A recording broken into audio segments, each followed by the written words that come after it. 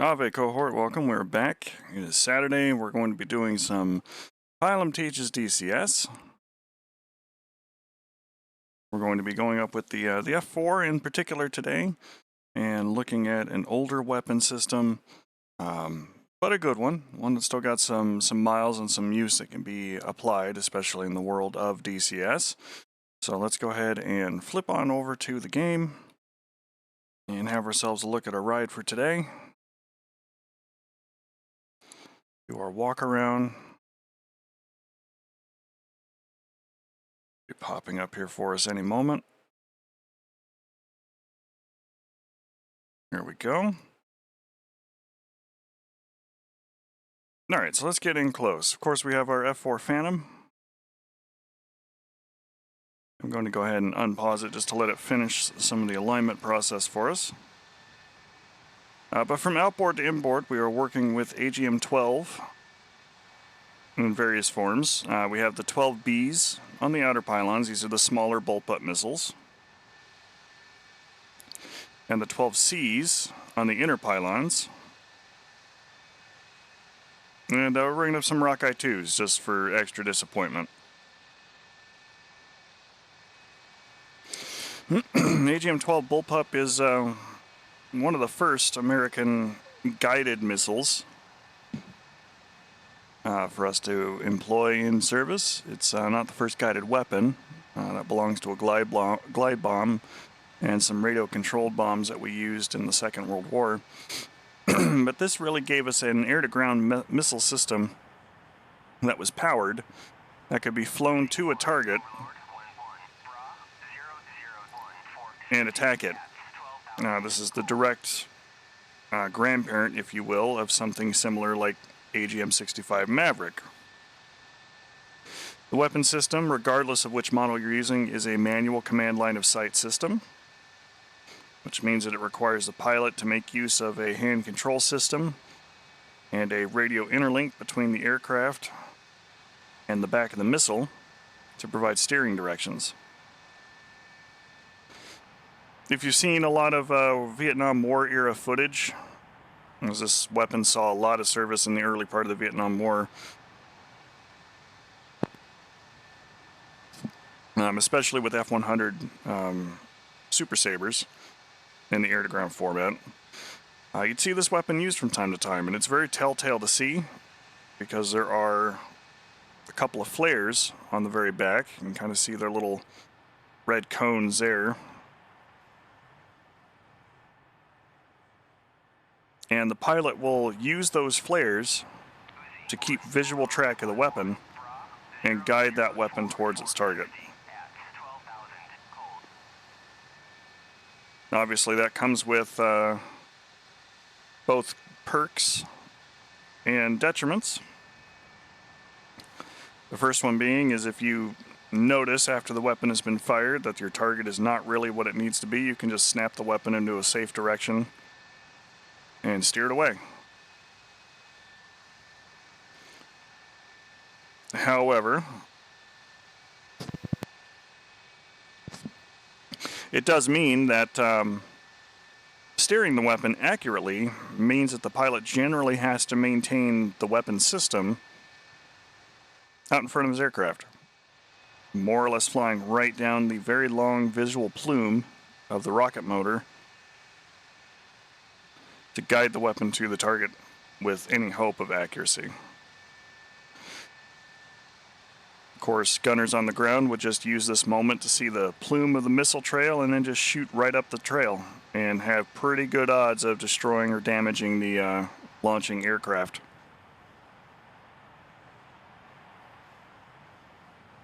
Our pilots then learned to offset a little bit after firing, so they would shoot and then snap off the track left or right in the hopes of avoiding some of that incoming fire. But ultimately what needed to happen was we needed a hands-free guidance platform that did not rely upon pilot direct input to steer the weapon. Or at the very least a kind of input where the camera is not the pilot's eyes, which has a limited range out to about 5 to 10 nautical miles at best, assuming that they can see the target and it's large enough to be able to be seen. and that we can keep visual track of the plume on the back of the missile.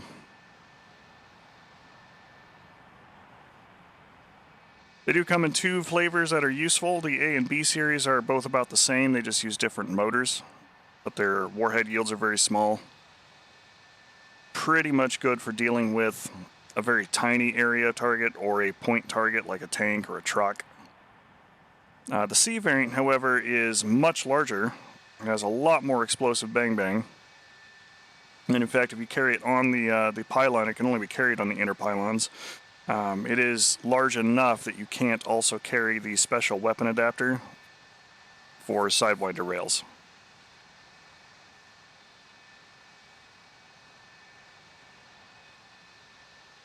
The C variant is definitely the more explosive of the two.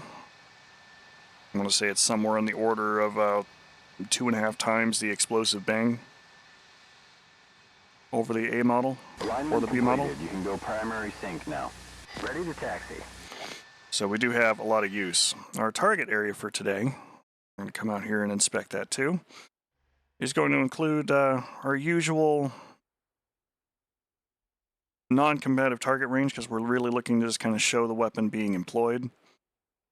And we'll talk a little bit about advantages and disadvantages of the system, especially where it comes to DCS and where it operates in the specific with the F4.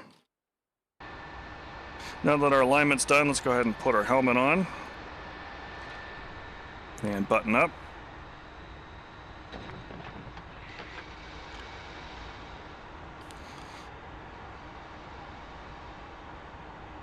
Canopy down and locked, lights out and stripes aligned. Roger.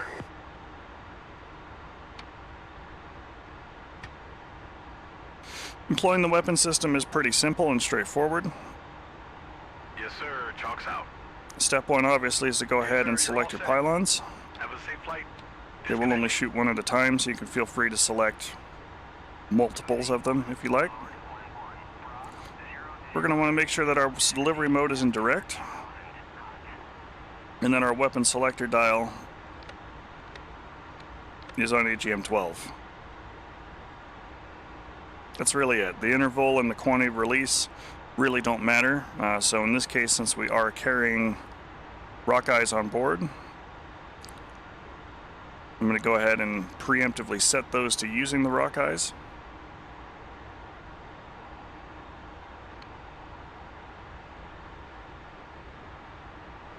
Chocks are off the jet. Let's go ahead and set our takeoff trim.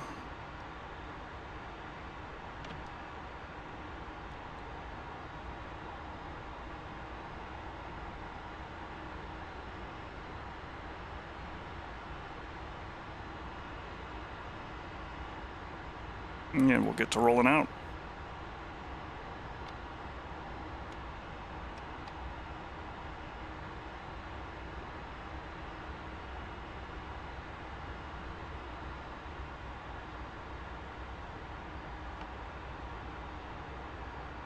We're going to tell Jester to go ahead and divert us to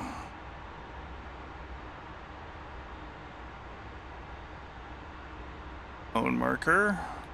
Roger. Diversion steering set. Roger.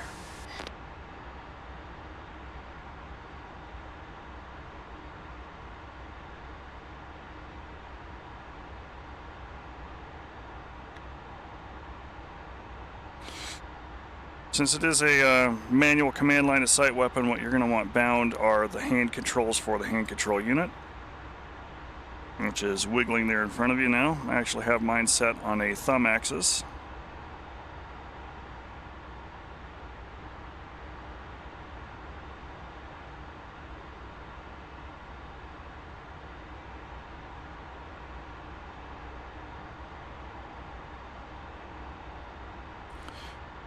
The axis is actually working in the opposite direction to what I have bound in the vertical, and that's mostly because I just had it mimic airplane motions.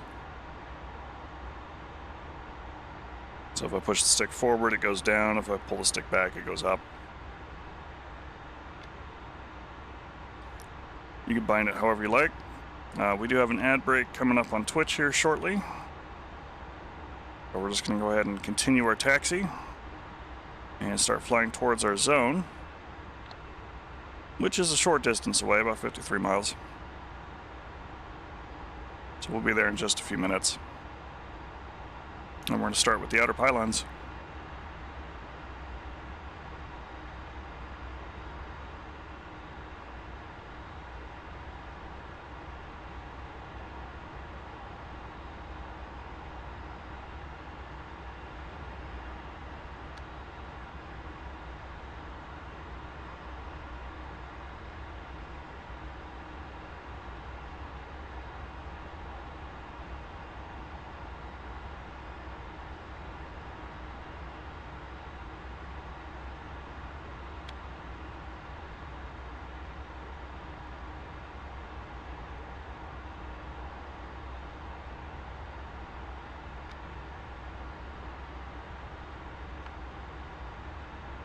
Those of you that are still with us there, I appreciate the either the subscription that you have that lets you bypass the commercials, or the Twitch Prime membership, whichever way you're getting through on that.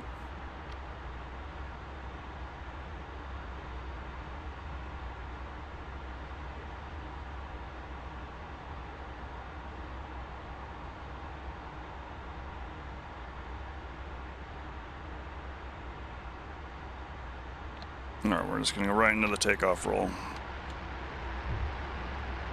Engine's good. Airspeed's coming alive. 80 knots. 100 knots.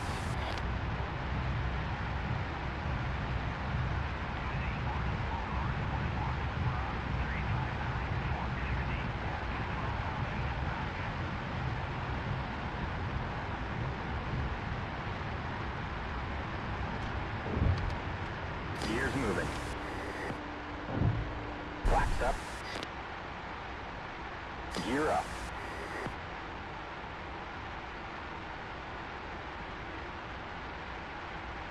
Bright, beautiful day here in Las Vegas. Okay, nails. 2 o'clock, 3 o'clock.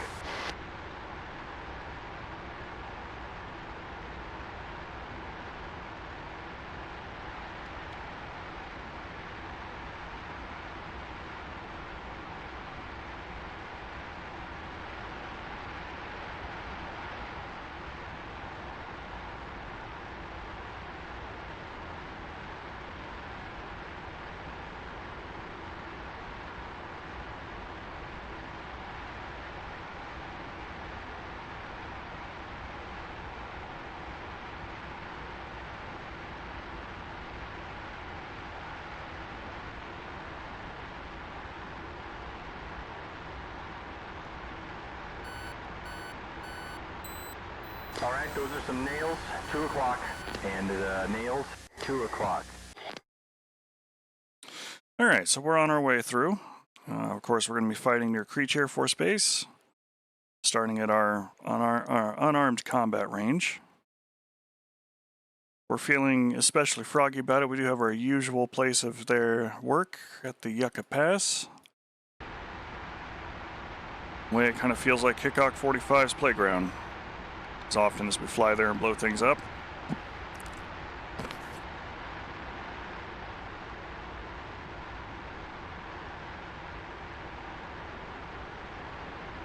We're going to set our HUD to air-to-ground mode.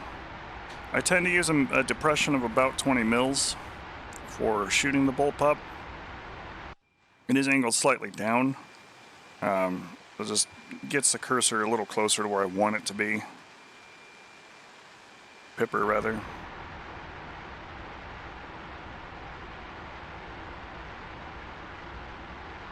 Best employment of the Bullpup is in a shallow dive, so you can really kind of maximize your time flying towards the target.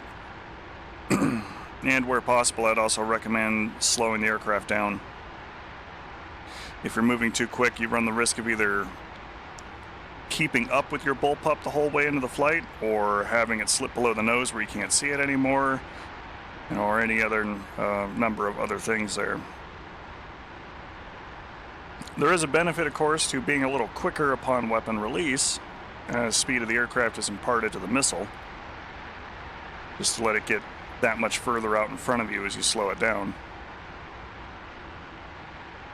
But especially for your longer range shots, you really want to make sure you don't overspeed the missile and get out ahead of it.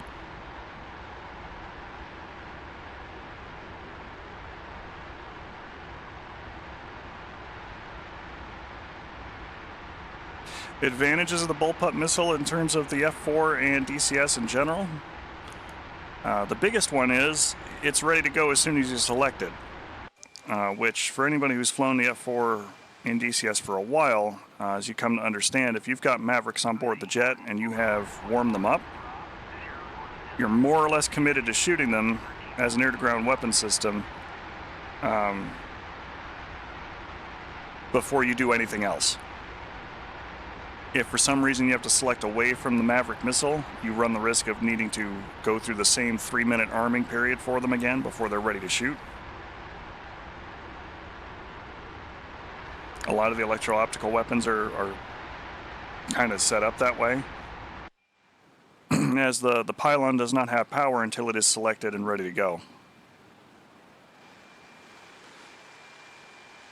A little more modern aircraft put the missiles into a kind of a standby type mode where they are still ready for employment, so they can be used a little more snap shooty, but not quite the case with the F4. Now you can carry many more Mavericks than you can carry Bullpups, but if you're doing a historical type mission, things like that, and that's also what you're looking at in terms of getting the weapons, off the jet and down towards the target.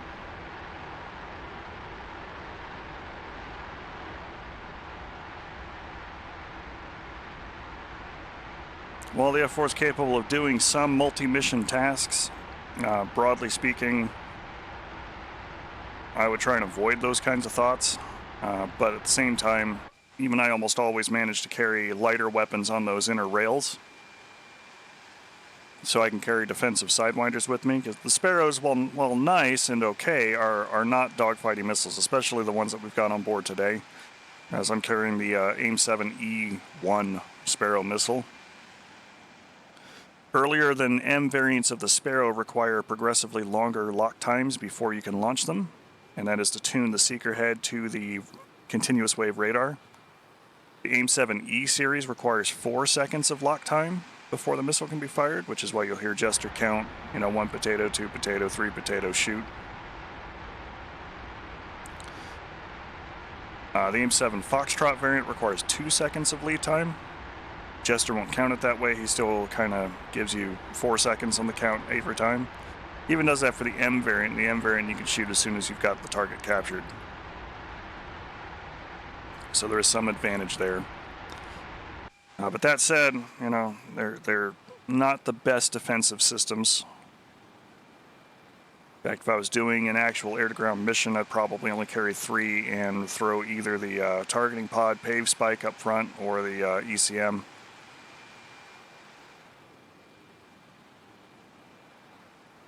But if I am doing a strike and I've got dedicated close air support aircraft, CAP aircraft, combat air patrol aircraft that are going to be up escorting me, which is a different mission, but for simplicity's sake, for some of you folks out there, we'll call them CAP aircraft.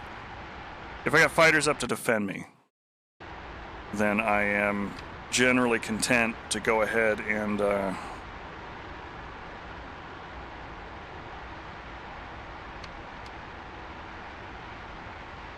let them do so and trust them to do their job, which will let me bring, more air-to-ground weapons to the strike target. All right, we're coming up on 17 miles from our target area. We'll stabilize the altitude here a little bit. Master arm is on. Our outer pylons are selected. We are in direct mode and AGM-12 on the weapon selector. The ripple rate and ripple quantity amounts do not matter, nor do we need to use the flight director to try and lock onto a target. The radar is on, but it doesn't need to be, and we have the gun in low rate.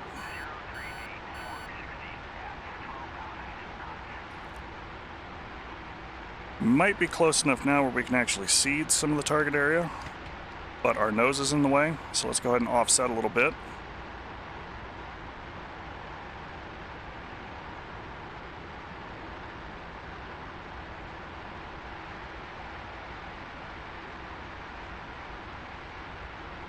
And zoom in a little bit, look out the window, and there it is.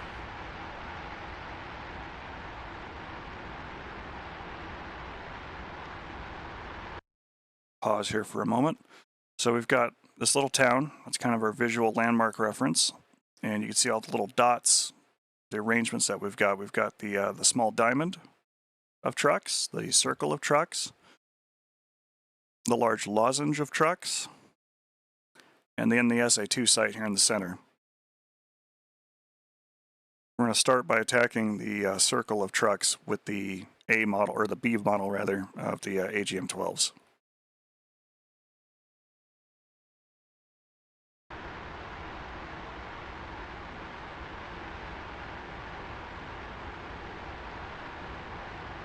Now, despite the fact none of those things can shoot back at me,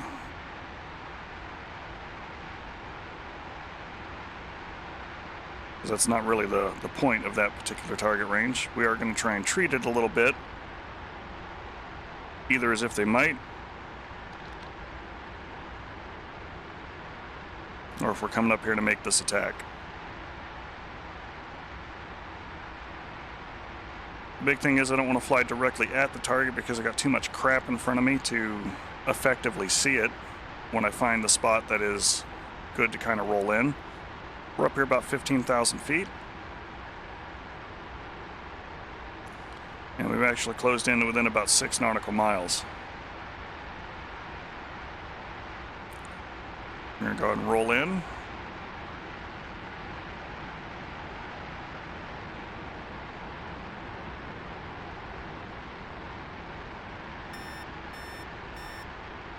Mud, 3 o'clock, SA3.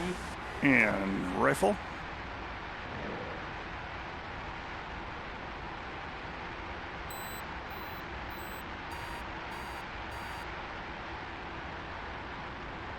I'm steering the missile with the hand control unit. And I overshot it.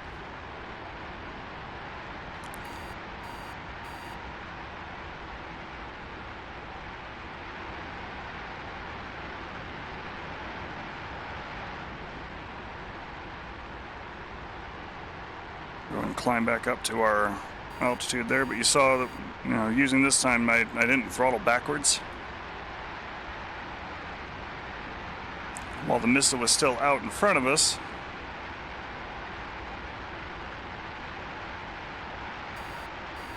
we were definitely keeping pace with it.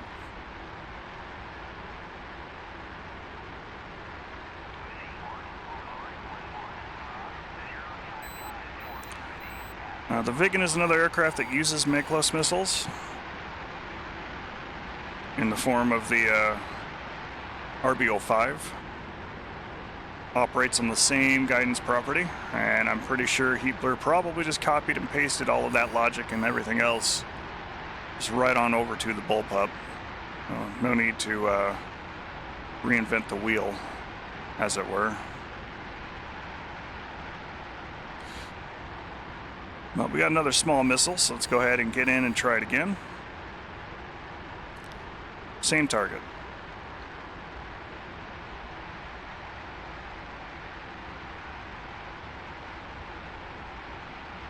Rifle.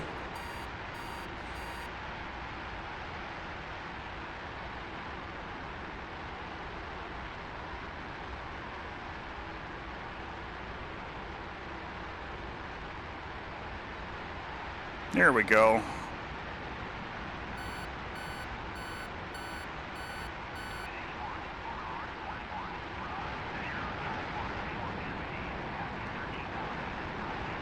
Heads up, new bogey. Left 20, 33 miles, 8,500.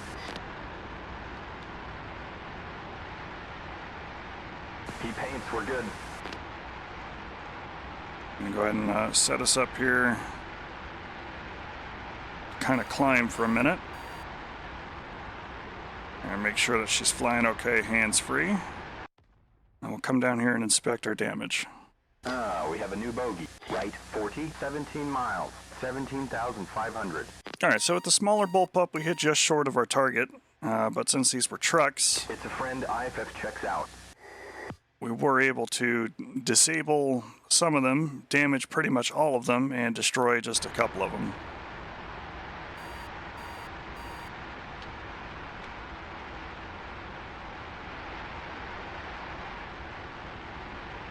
I'm going to try aiming for the SAM site next with the Charlie variant, which is a lot heavier. Trying to tag it here from about 15,000 feet. The trick is to try and guide the flare until it is over the top of the target and then just kind of keep it there.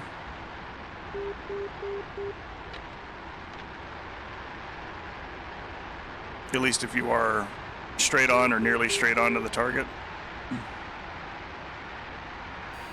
And just kind of make steering corrections.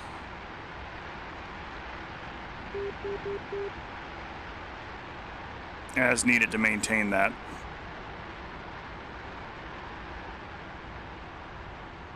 Alright, I'm actually going to throttle back here a little bit. And rifle.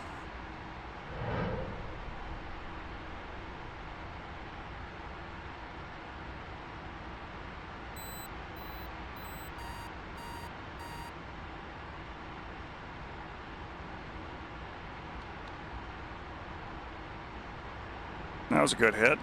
Didn't hit the dead center of the target.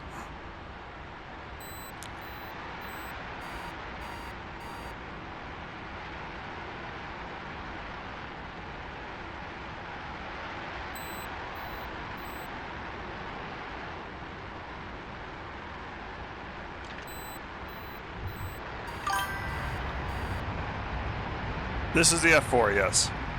Also welcome, Celsius, also.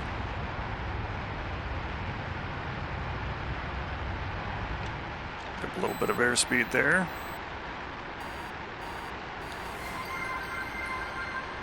Very good hit in the middle of our setup SAM site there. It looks like it's more or less done. We'll jump down and inspect that here in just a second. I'm actually going to pause here for now because we are a little overweight and I haven't retrimmed the aircraft yet. Of course, we're getting ready to shoot the next missile, so... Alright, so the radars are gone. We see our crater here from our impact. We more or less hit right on top of this S-75 missile. And from there, we managed to blast apart most of the middle of the section there. We've damaged this truck enough that it's smoking a little bit. These other 3 missiles are damaged, none at all. So it's outside of the reach. But the radars are gone, so this site, if it were active, is very much gone. Appreciate the follow there, Salsa Salsa. Alright, so we got one more of the Bullpups left on board. And I think we're going to go after this diamond here next.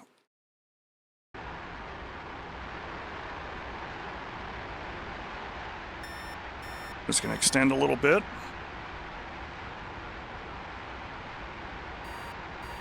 And we'll come back in for it.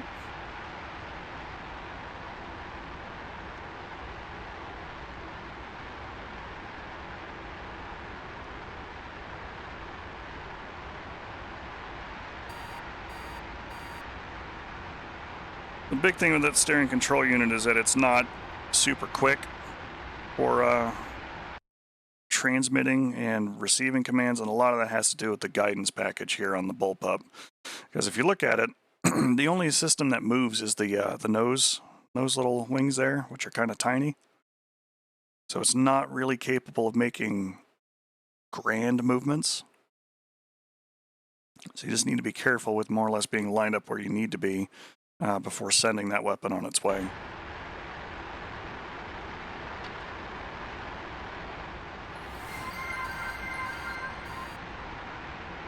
Thanks for the follow, Sendero.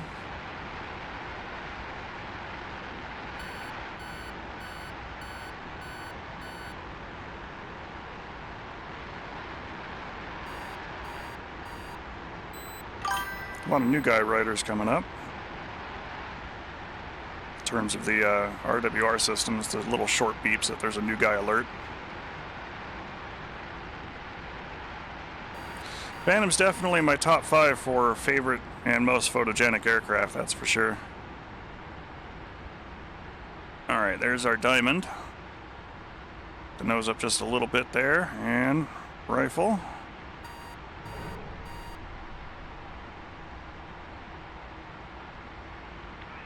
Come on.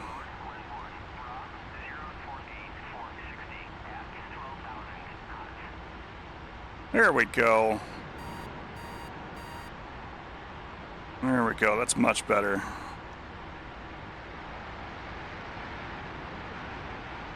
Same thing, we'll extend. We just have some incredibly disappointing cluster munitions we could drop too, and we'll put those on the lozenge.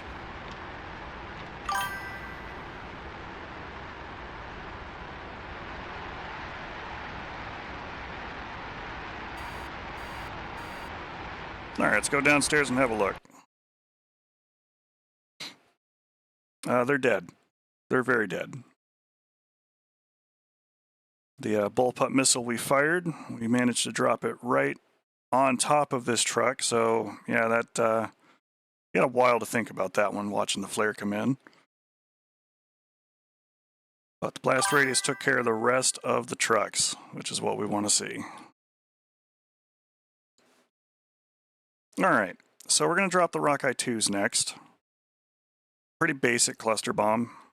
Very small, lighter in weight. You can carry a bunch of them, which is kind of their big advantage, that they could be dropped in large numbers. DCS, however, does not model cluster munitions very well. I've been able to kill some light to medium vehicles with those, even with direct hits.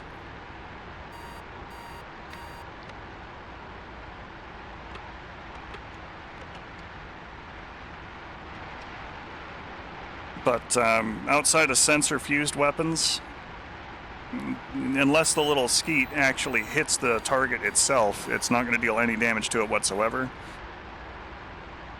Which, you know, it makes sense. Oh, Jester? Absolutely. Yeah, we use Jester. We're actually getting ready to use Jester here very quickly in just a moment as well. There are no controls for the pilot for managing the radar system in the F4. Those are all in the back seat. That's the weapons systems officer responsibility.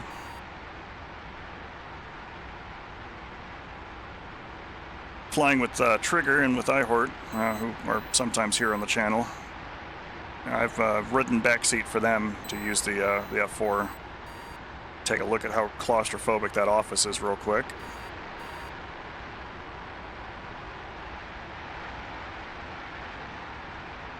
Not a whole lot of front visibility.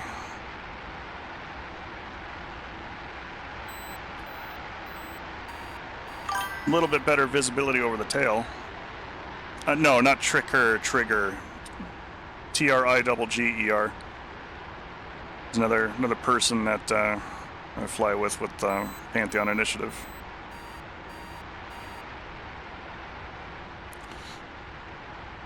All right.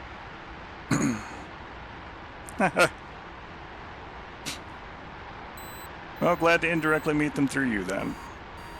Alright, before we get going super far, let's go and pause for a minute, because we have changed some of our settings. We're going to be dropping these in DT mode, which is short for dive toss. It is a radar-assisted delivery mode for the F4. You can see on the radar scope that we have basically a bore-sighted radar beam, and it is set to 10 nautical miles. What Jester will do when I give him the commands to do so is he will lock the loudest radar return that he can find, which in this case is going to be the ground, and that should be near where my target area is, or at the very least at the same altitude that my target area is at. Once I do that there for him, it will tie into the very simple mechanical computer on board the jet that's just handling all the trigonometry there for us, and it will give us a much more accurate bombing capability. Once we lock onto the target, we'll be able to press on with our pickle button and hold it, and there will be a tone. And at that point, we can ease the nose up, hence the dive toss, because you'll be pointing down at the target to bore sight it and capture it with the radar, and then picking the nose up to, not get them, into the ground. The bombs will release automatically based on the ripple pattern and select a quantity. So in this case, we're going to be dropping half of our Rockeye 2s. We're going to be dropping 3 at a 20 millisecond interval. The Pipper will free float in this mode, so it will kind of sway and move back and forth, so your mil dot setting really doesn't matter at all for that. Oh, also real quick, we're going to be making use of a different control, which I'm tapping the button on now so you can see it. It is the gesture context action, short, hold, and double click. A short press will tell him to capture the target. A double click will tell him to go back to regular scan. So as we cruise down towards the target, I don't have to go diving through all of the... Well, thanks for the subscription. I appreciate that. I don't have to go diving back through all of the gesture menus to try and tell him to do that. I can just use the context menus to make that happen.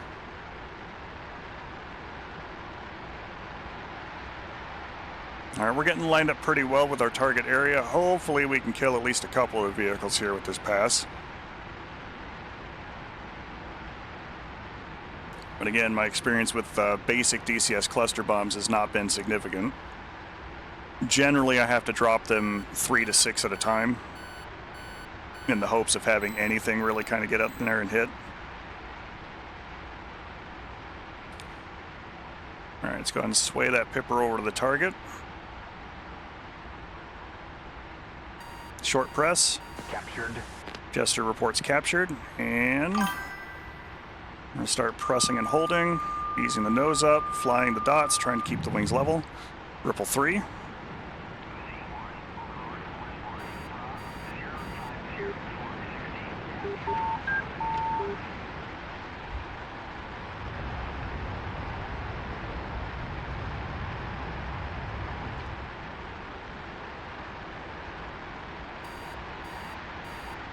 I feel like those dropped in the wrong spot.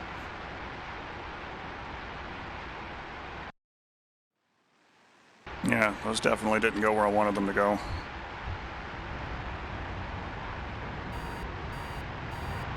Be curious if they don't follow a ballistic trajectory now. That'd be weird. Should have.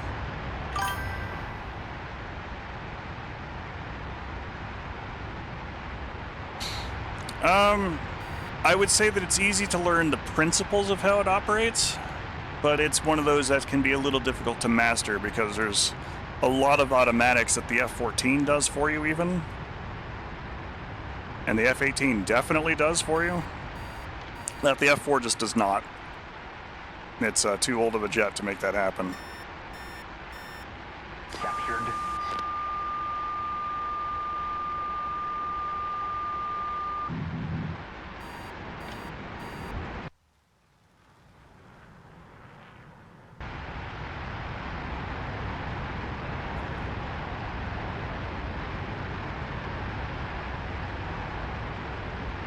Yeah, those didn't go really where I wanted to at all. They got carried by the wind a little bit, I think. And blown off course. Alright, let's go ahead and head back to Creech. And we'll rearm and come up and attack it again.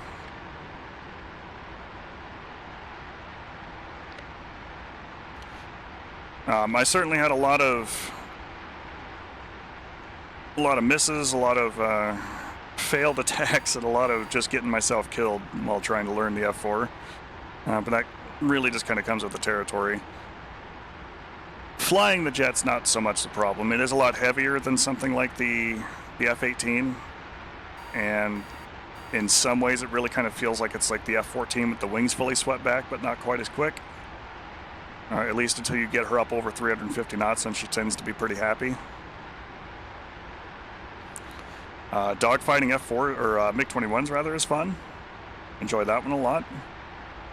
Once you understand the workflow, especially the gesture contextual buttons, that's really kind of where the money is for it. I fly a lot of the other aircraft. The F4 really kind of is in a class by itself. And that's only because it is a heavier fighter. And it feels it.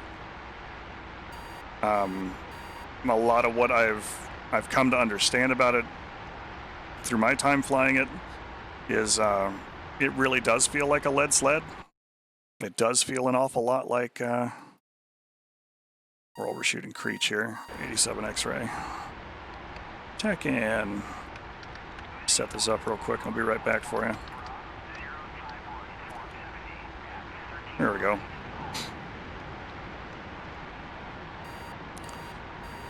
When she's low and slow, she feels very heavy. She does not respond very quickly. She does not turn very hard. You know, everything kind of feels spongy. When she's at speed, she can be a little agile. When she's got weight off the wings, she can feel a little agile. She is fun to fight in. She's very fun to multi-crew in. The 14 is probably about the closest I think I can throw out there for it, but the 14 is a lot more agile than she is, especially with the wings variably sweeping for whatever you need them to be. Which kind of makes sense too, I guess. The F-14 was the direct replacement for the F-4 for the Navy.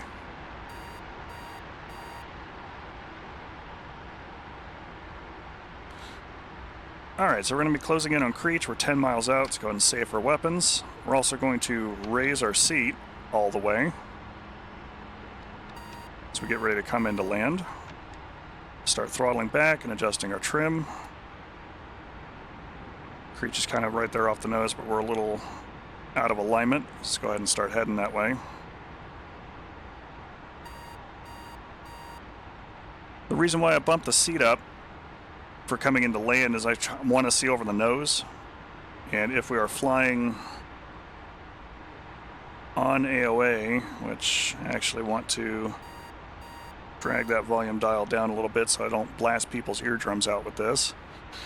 If you're flying on AOA, there's an oral tone that lets you know that you're doing it, and it's a long steady beep when you're actually on AOA. As you can tell on this AOA indexer, or actually the indexer's up here, but the AOA indicator, there's a little tick mark out here. That's about where you want to be for proper AOA on landing. New bogey, left 10 degrees, 38 miles, 10,500. He's good, target paints, definitely a friendly.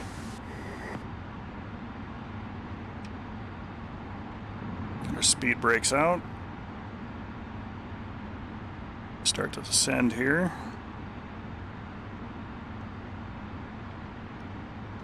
Trim's a constant readjustment game for this aircraft. You're always going to be retrimming it for your airspeed for hands-off flight.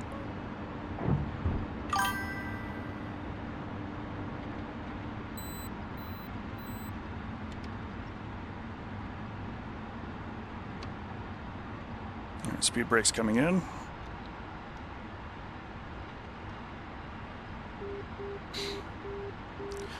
I definitely am a fan of Jester 2.0. I like Jester 2.0 a lot. Sometimes it's fun to poke fun at him, especially when it's like, you know, yes. Why would you ask me that right now? Like that. Like he's asking me that question while I'm on final approach.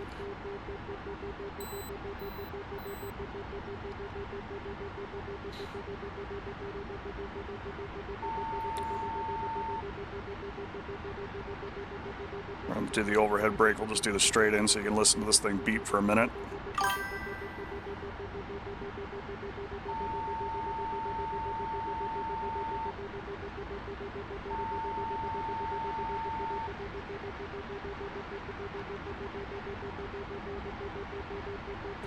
But yeah, the seat's raised so I can see over the nose.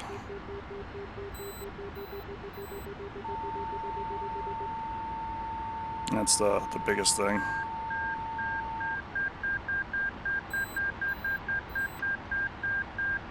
And gear, flaps, pressure, warning lights, anti-skid. There has been talk that Heapler is working on that one, but given the whole problems with Razbam and ED's relationship with third-party developers in general, it'd be hard to say when that one's coming around.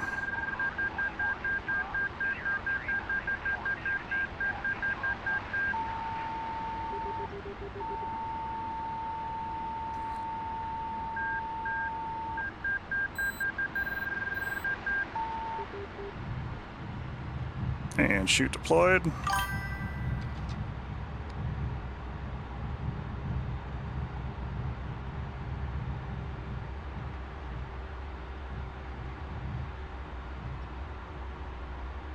I'd love to see an F4S.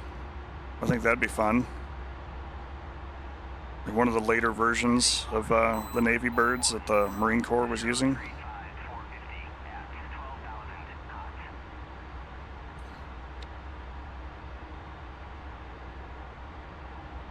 Appreciate that, Sendero. Have a good rest of your day.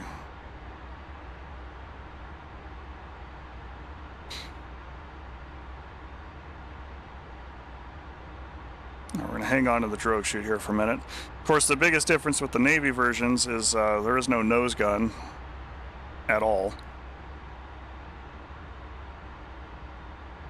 So if you're going to be carrying a gun of any kind, it's going to be a pod. And depending upon what version of the pod you're using, it may not actually have any sort of lead indicator to let you know where it's looking. Kind of have to go by feel there on that one.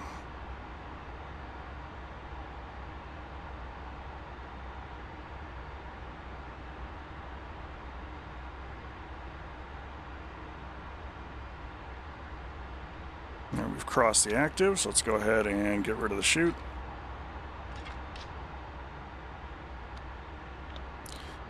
And we'll bring our seat down.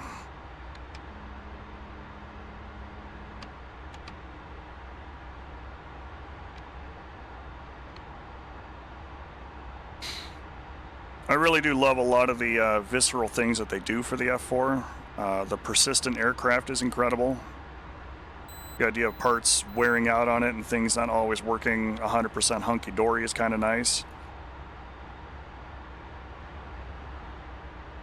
This one, it feels like you're getting a lot of response back from the machine itself, which you don't get in a lot of the modern jets because fly-by-wire just takes care of it for you.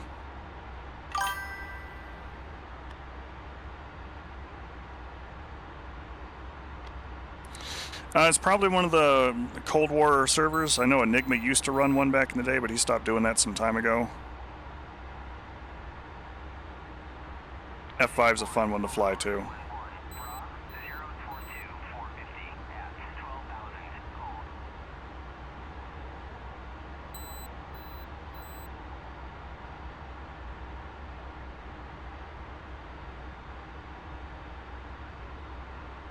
No, it's a very good Cold War workhorse. And the missions that I put together for Pantheon, I think State Scarlet's one that's actually running on one of the servers right now.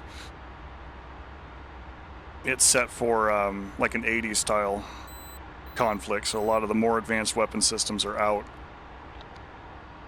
I think it might even be Sparrows only for air-to-air weapons.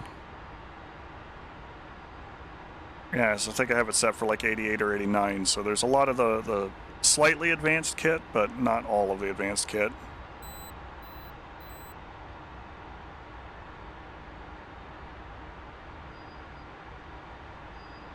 Alright, so while we're parked here under the shade, let's go ahead and get ourselves rearmed. Thanks, Ivor. I just talked about you earlier today. Good things, good things. Okay, well, if we're going to stay committed to dropping cluster bombs of some stripe, let's go ahead and change which ones we're using.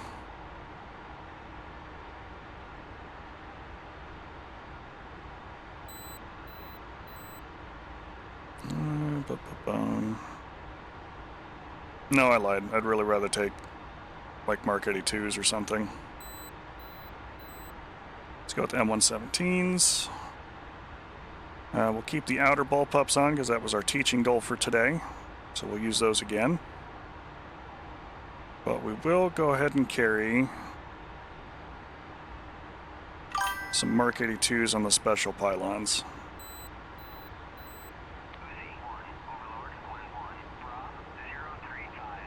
It would be nice.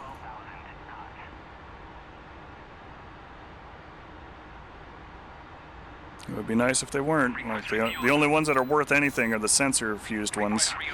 And for those of you watching, we got an ad coming up here in about 50 seconds. We're just going to rearm and refuel. Nothing major on that. And then we'll reset for another takeoff.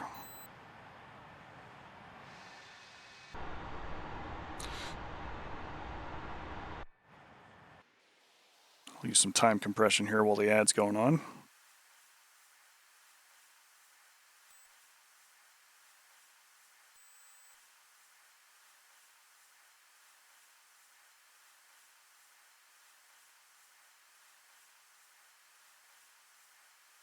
She is a lot of fun to fly, though. I do enjoy the F4, and having taken the time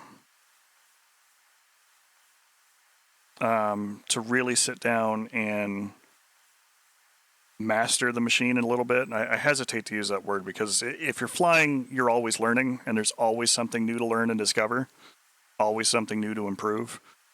Anybody that sits down and tells you that, oh no, I've mastered the machine, I don't have to go back and touch any of those kinds of things, is one of either two kind of people. Either they just happen to have that photographic memory that just can't be overridden, or they're full of it, really, like just straight out. You can be very good at a platform, you can be extremely proficient in a platform, but I don't believe mastery is something that ever happens with flying, no matter how much you do it. Because there's always something new going on. There's always something new to play with, always something different to try or to learn or to enhance. Which is why we're back here doing this.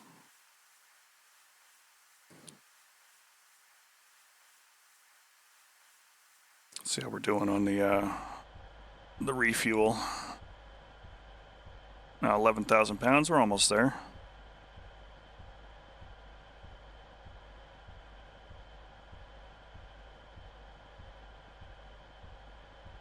We'll stay here under the time compression for a little bit.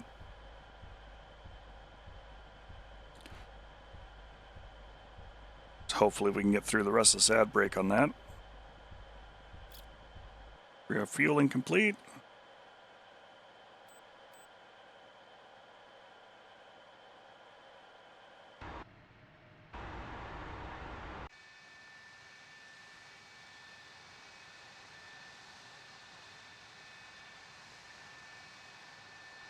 Rearming complete. All right, let's go ahead and taxi on up.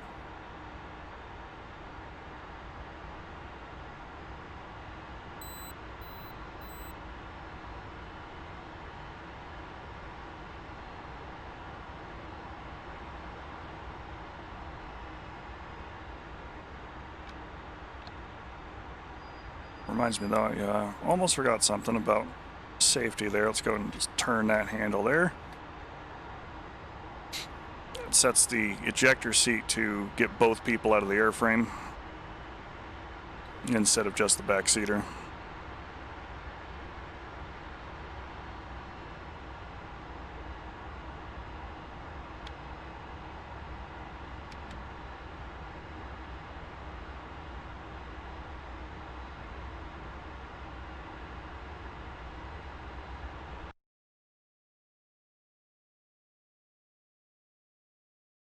All right, so we're going to go back there. We're going to finish up this target area. We got several little things that still need to be killed. That's going to be our focus.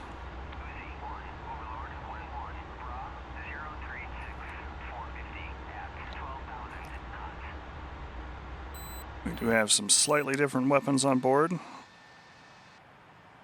Mostly in the form of the M117 750-pound bomb series. Got 5 of those. We have 4 Mark 82s. And the pair of Bullpups.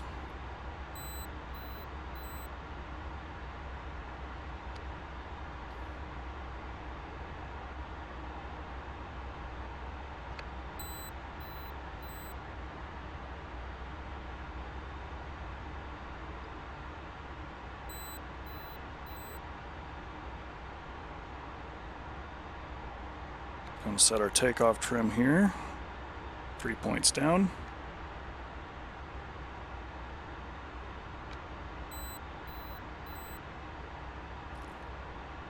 One of the things that I have also found, for those of you who are so inclined out there, is there's some YouTube videos out there from the mid-70s about the F4 in particular that have been somewhat helpful for flying the jet and understanding some of the ways to take off with it. One of them is kind of done as like a U.S. Air Force film about making a film about talking about teaching the F4, especially F4E. Talking a little bit about the precision weapon systems and, you know, takeoffs, landings, all that kind of thing. Yeah, the most meta training video that you've ever seen. Like, it is an actual, like, Air Force training film, but they do it in the guise of, you know, we're the producers of the film, and we're going to talk about making this film, and we're going to talk with a pilot who's going to be flying the flying portions of the film. Like, it's meta on a couple levels, which is fun to watch.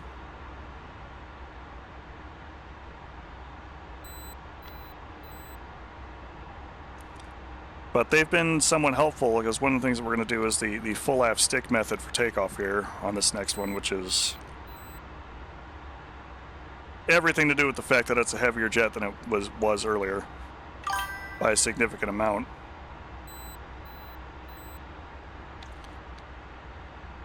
And what that basically entails is, as soon as we start a takeoff row, we're going to pull the stick all the way back into our gut and hold it there in the hopes that we can get the nose wheel upright around 150, 170 knots, and then maintain about 10 degrees attitude up and hold that until the plane flies itself away.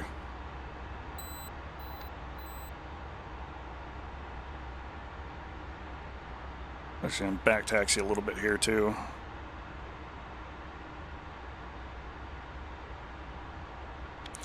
The more fat the aircraft, the more likely it is you'll have to do that, especially if it's high and hot temperatures, which DCS does model very well. One of the other missions that I've put together that flies on the Pantheon servers every once in a while is set in Afghanistan, which is already very high altitude. And then on top of that, it's like 45°C out. So it is hot as hell and high altitude, and those two things together really does impact flight performance, what your engines can do, what people's maximum takeoff weight actually is compared to what it tells you that you're capable of doing.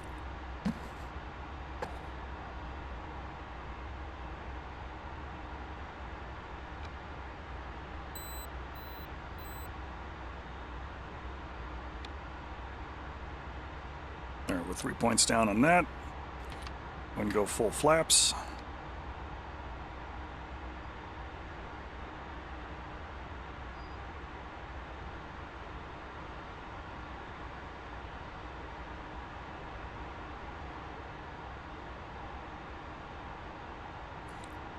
Since I did a full alignment to begin the stream, we will probably be okay a little bit longer before we need an actual INS adjustment.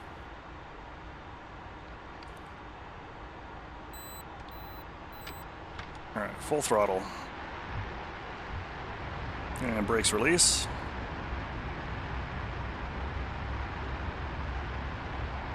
But the INS... You're too fast. I am not. The CEO will bust her balls for that. I am not. I'm just a little bit... Goddamn mind? I'm just a little bit past the threshold there, Jester. Good, airspeed off the peg.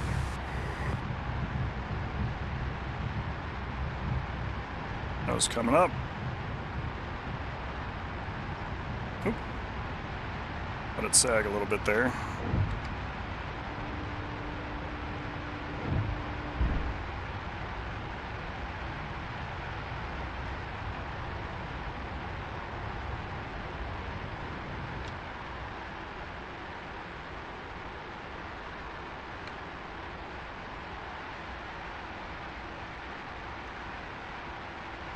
Alright, we're going to start with our heavy bombs there in the middle.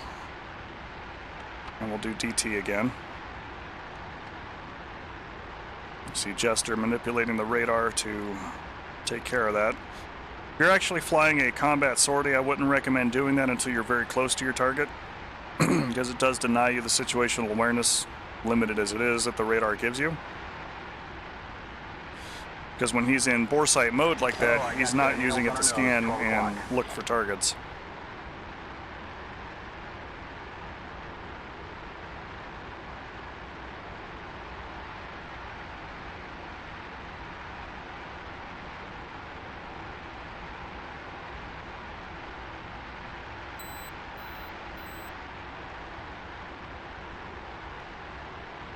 Okay, nose tail fusing is set.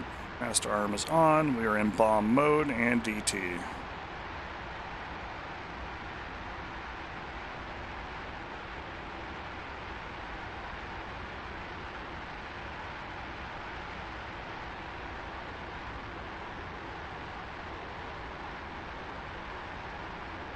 I'm going to throttle up here just a little bit since it's so short of a distance.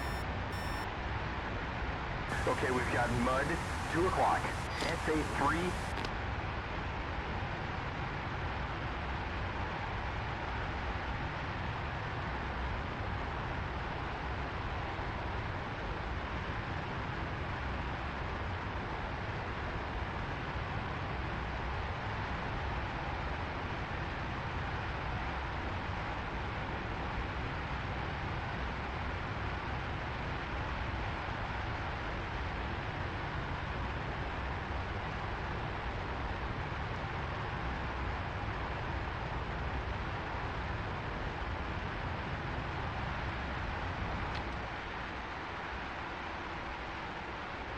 Nose come down a little bit on its own there. Got nails, 4 o'clock.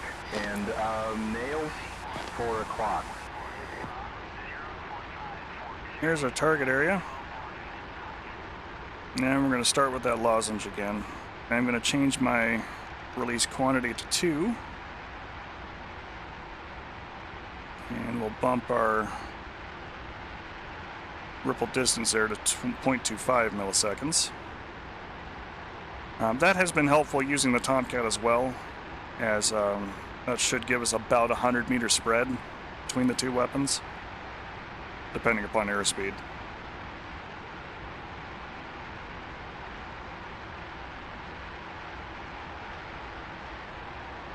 We're going to scoot this direction just a little bit as we try and get away from Mr. Cloud.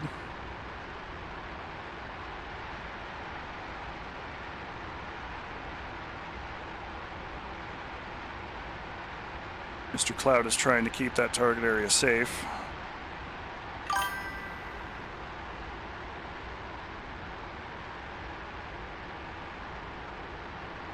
Hey, welcome back. Yeah, we're doing all right. Just, oop. Oh, right, the grease pencil.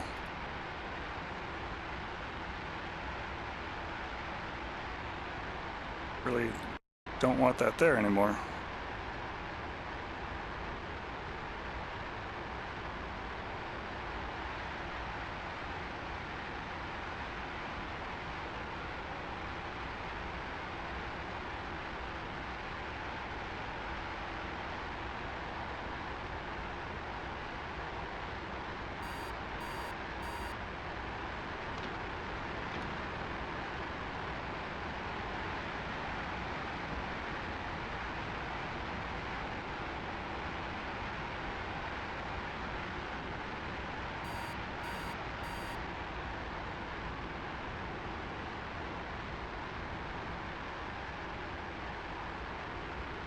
Zoom in a little bit just to find our target area, and it's right there.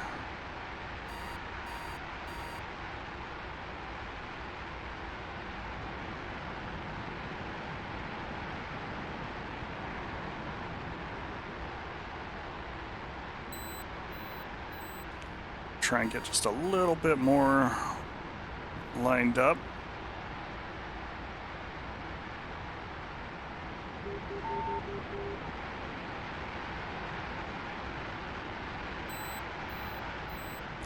Much like the F-14, the F-4 will do exactly what you tell it to.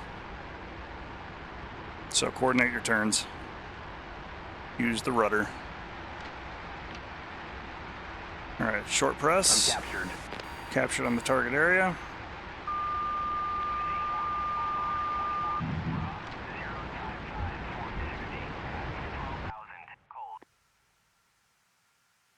That's how the cluster bomb should have looked.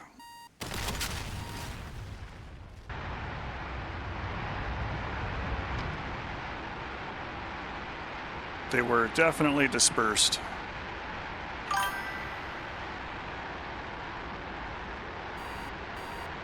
Yeah, for some folks, they tend to be a little sensitive to that kind of thing.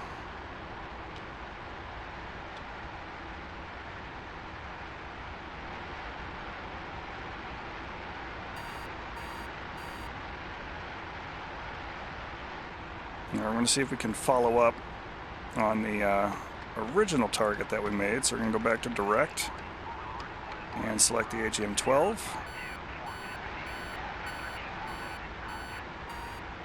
Give it a little bit of rudder.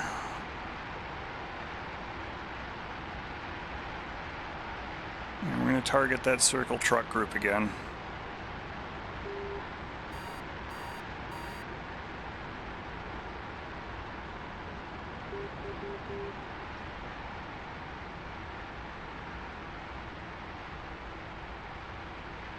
And rifle.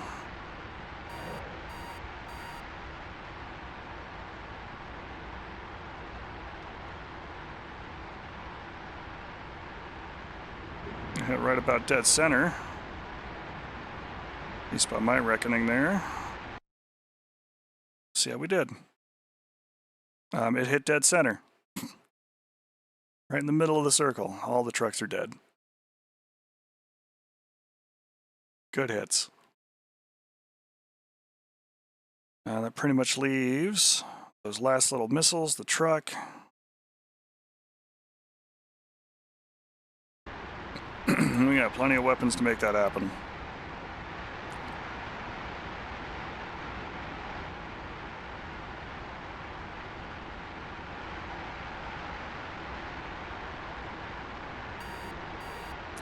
And the only caution I can really give anybody about VR is that sometimes it can be extremely tricky to get it set up and working just right.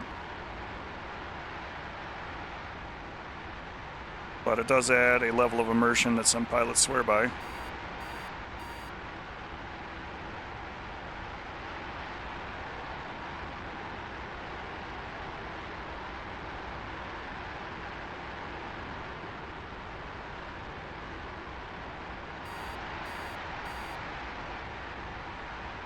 I'm just going to extend here for a minute.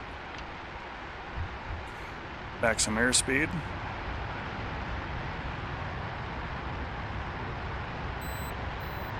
And we'll try and attack the lone truck, this Bullpup.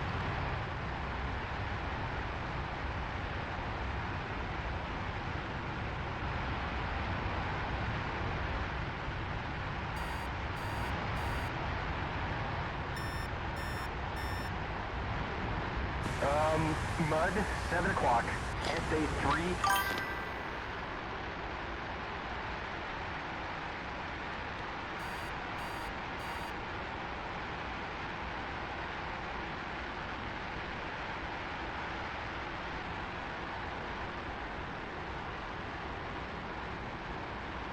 All right. Lone truck. Rifle.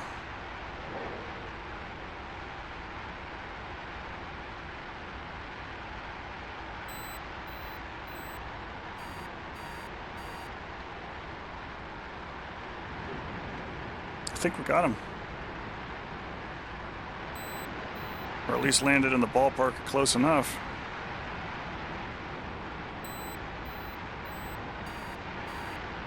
Not bad for having to fly the missile ourselves.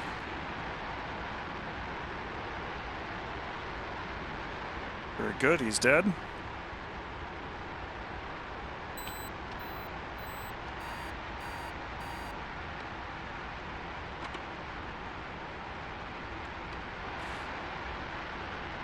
Paramark 82s will go after that other lone vehicle that's sitting out there just south of that closer smoke, getting ready to be occluded by the cloud.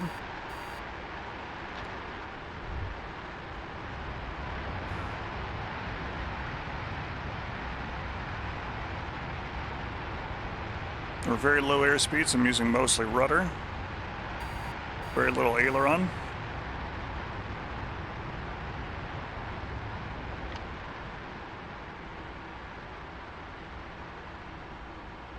And down we dive, zooming to meet our thunder.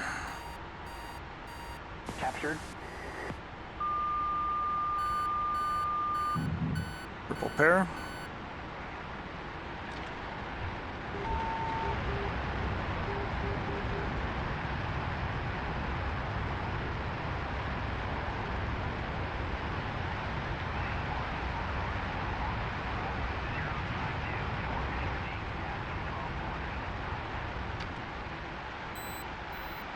Let's see how we're doing down there on the ground with our ground cam.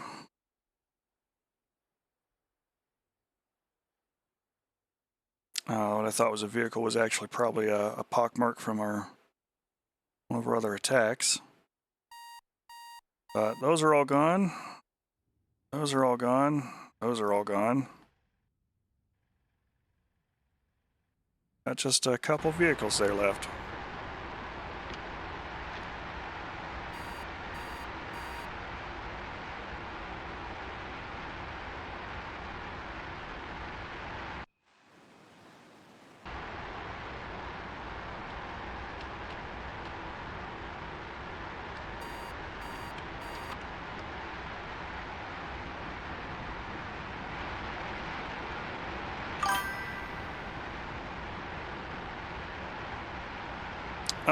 A long time ago. I understand it's better now, but I really don't have a whole lot of interest in it at all. Some of the more interesting ones that I've seen working down the pipeline that are approaching module quality are things like the fitter and one of the SU-25 variants. A4 is very solid. I like that one a lot too. And on some level, I'm a little sad that the group of people that put the A4 together haven't worked out a contract that actually functions with ED where they could sell the module and maybe make that the new baseline product instead of the SU-25, because I really feel like if you really want to introduce somebody to DCS, give them an aircraft that can do everything. You know, give them a machine that can operate off the boat, that can do light attack work like the SU-25 does, that can do a little bit of the air-to-air with some Sidewinder missiles. You know, really let somebody get all of the flavor that they want. And it can even air refuel. I can understand why they wouldn't want to do that. Guns, guns. You know, just missed. We'll come back again for it.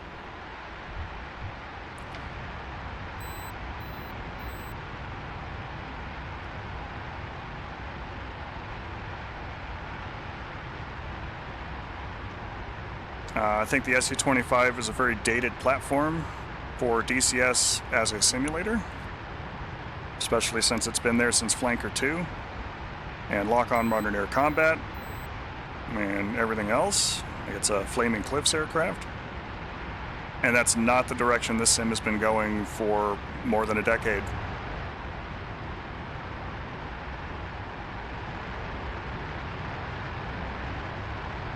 So if you're going to change the paradigm and make the F-18 your, you know, super fancy, this is what we want to be sort of simulator aircraft, go with the A4. Get people hooked on your super carrier. Get people hooked on, that's a pun. I didn't realize that until after I said it, but it works.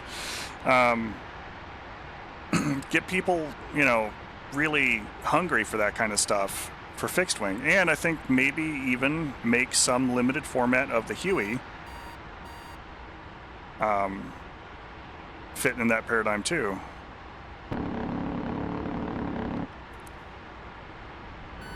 That one hit.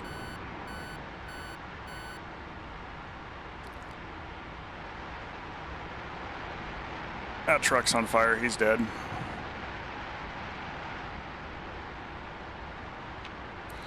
Finish up the SAM site.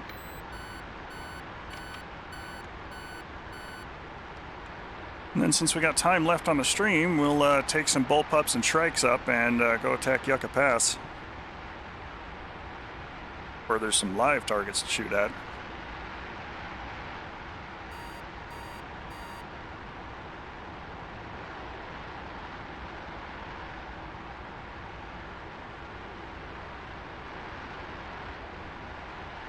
But I think having a free rotor and a better free fixed wing would be a very fine primer for getting people interested in the flight sim, interested in the product.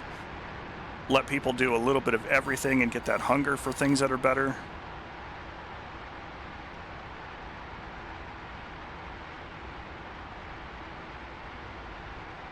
And captured.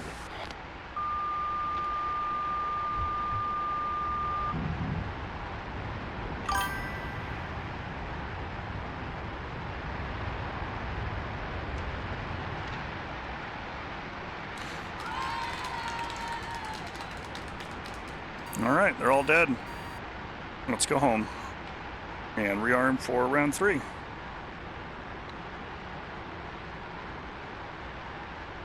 The biggest problem that I've got with a lot of the more modern aircraft, and Ihort knows my thoughts on this one a lot, but the biggest problem that I have is that Eagle Dynamics and the current setup that DCS has does not endear itself to modern electronic warfare driven aircraft like the F-22 or the F-35. It doesn't. Their EW modeling is so simplistic and so basic that their jammer pods are basically just, I'm going to make a lot of noise and I might maybe sometimes kind of sort of work. The very things that make the stealth aircraft potent and deadly are just not extant in DCS. Now, the running joke that we've had since the 2025 and beyond video around PI's headquarters is that basically the F-35 is going to be, if F-35 on map, then F-35 invisible equals true. Because that's about the extent of the electronic warfare environment that ED currently has modeled in the game. And they have had zero to say on the matter of changing that. They don't have any of the modern systems that would directly threaten an F-35 or an F-22. You know, so you can basically, outside of the game, just, you know, completely screwing things over somewhere, fly with impunity over the top of a SAM site and never have the thing shoot at you. ED best represents a threat environment of about the mid-90s.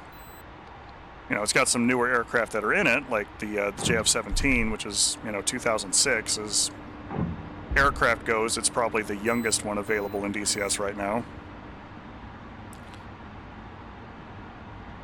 But in that environment, everything kind of works. You've got all the toys and tools that the late Soviet era stuff had available.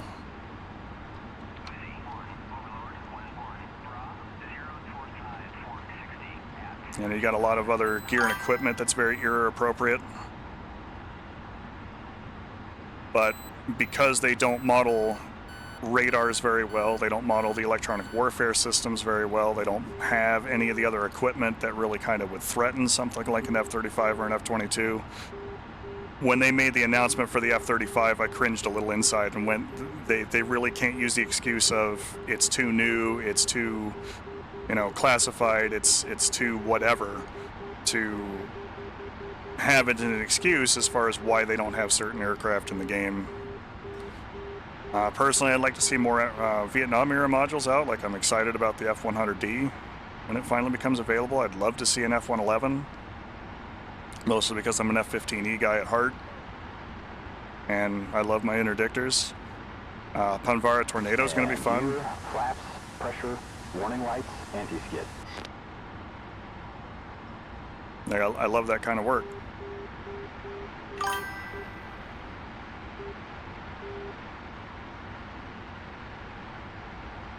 I love doing the strikes.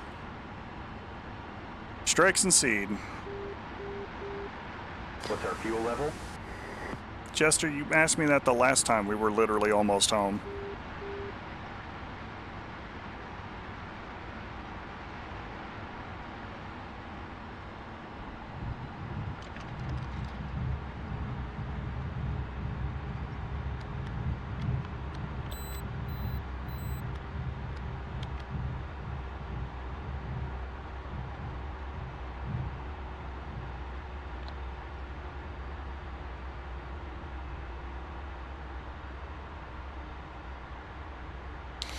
An EX would be fun, but it kind of suffers from the same sort of song and dance as a lot of the other ones, where it's, you know, you'd have to model a whole lot of other stuff to make that one worthwhile to the environment without just being complete overkill. Don't get me wrong, there's a time and a place for clubbing seals. We've certainly been doing it this morning here, fighting an unthreatening target. But, you know, that gets boring very quickly in a day-to-day sort of deal. And the ad break shutting up here in about 8 seconds or so for those who are going to be caught by that. We're just going to rearm and refuel, and then we'll go up and hit an actual live target.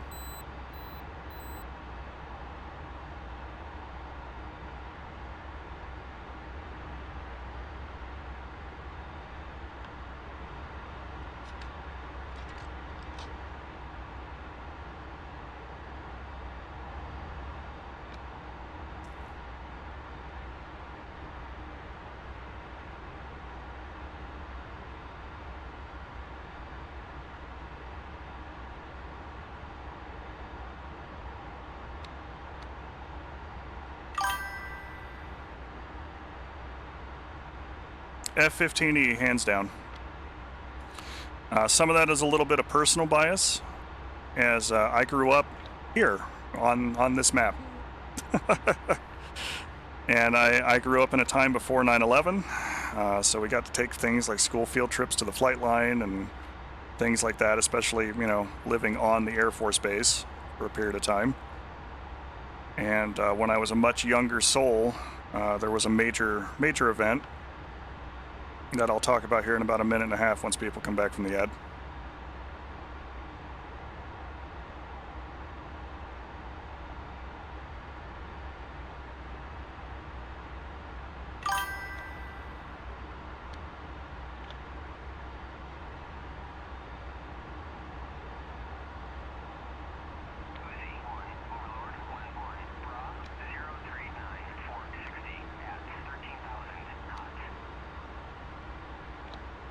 I meant here, kind of in the overall in TTR Las Vegas playstyle sort of spot. But yeah, you're not wrong.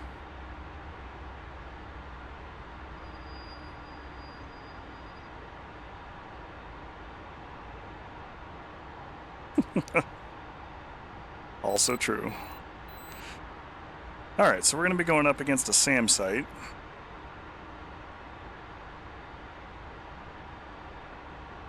And we know it's an SA-3 because it's been ringing our bell out there this whole time.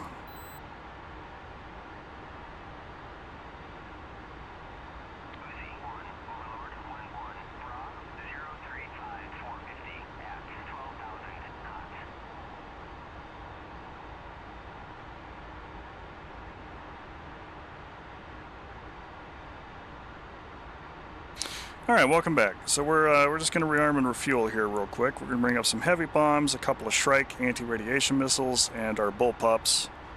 Request refueling. Yeah, we're going to do the same thing we did before, where we're just going to go ahead and use the magics of time compression here.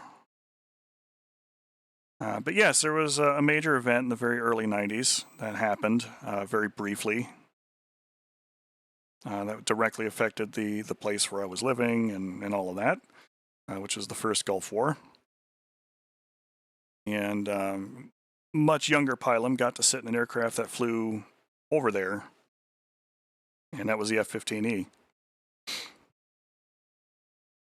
So I've been in love with the jet more or less ever since, and getting to fly it here in DCS has been an absolute joy, and I'm going to miss it when 3.0 comes around, assuming they don't fix their problem.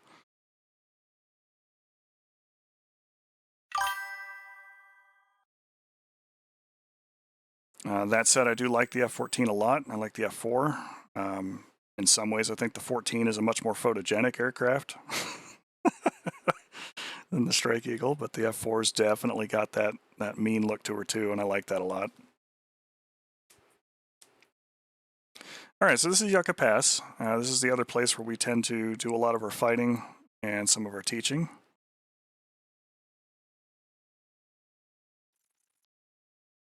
Just going to let it continue to reload here, but we will stop with the time compression briefly while we explore it. We do have some Shilka batteries present, and some extremely modern and out of place, but I wanted to throw them in here at some point anyway, BMP Terminators.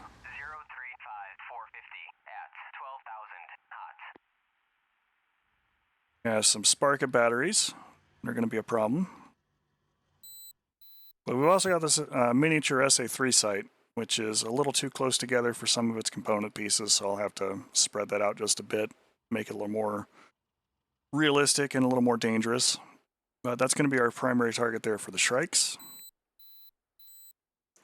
Once we deal with that, we're going to move on to try and kill the air defense systems, because we do have a fire can system with a bunch of gun batteries.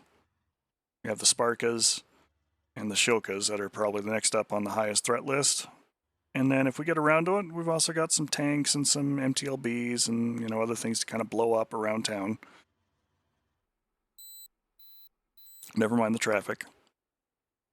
Our strategy for getting close enough to the SA-3 system to be able to attack it with Shrikes is going to be able to use this large mound of dirt to cover our approach, and then pop up within the reach of the Shrike and hopefully catch both of these systems emitting. And as long as they are emitting, we'll be able to throw Shrikes at them and have them guide their way down.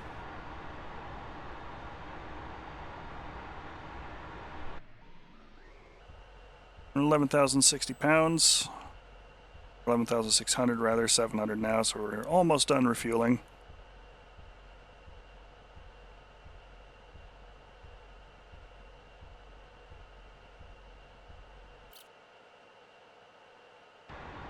All right, refueling's complete. So let's go ahead and also take the time here to slap down another waypoint. We'll put it right here at the crossroads.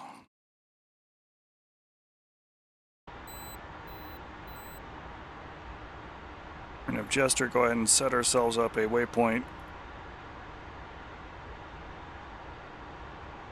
Once it pops up, it takes it a second or two. Roger. Okay, steering set for diversion. The multi-crew in the F-15E in its current form is spotty by virtue of the fact that the module has not had a proper update in more than a year. It does work, and works rather effectively as long as you understand where the hangups are, especially with the smart weapons. Any of the dumb weapons works out really well. Like, you can steer the pod around, you can guide the bombs to the target, no big deal. The smart weapons, however, that page can be a little glitchy in multi-crew, where sometimes what the backseater or front-seater assigns does not pop up on both pages.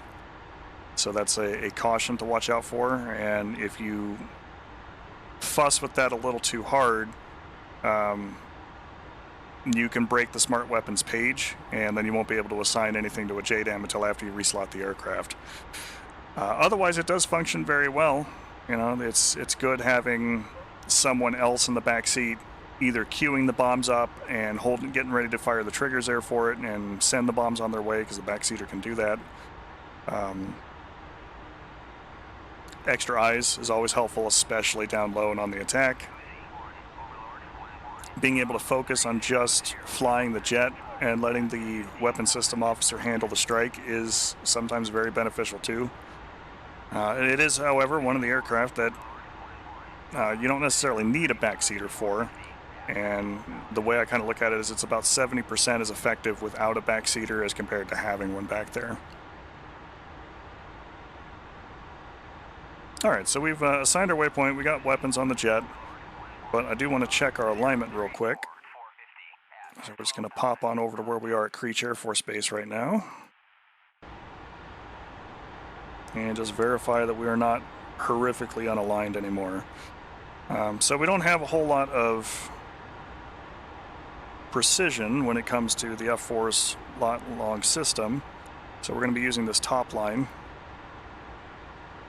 3634.5. So we are 3 degrees out of alignment north-south, so we're going to need to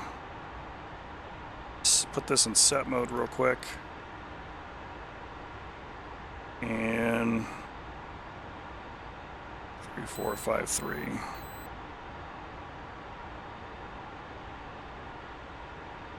Close enough for government work. And our longitude, 115.40. We are about half a degree off on that one too, so let's go ahead and roll that back.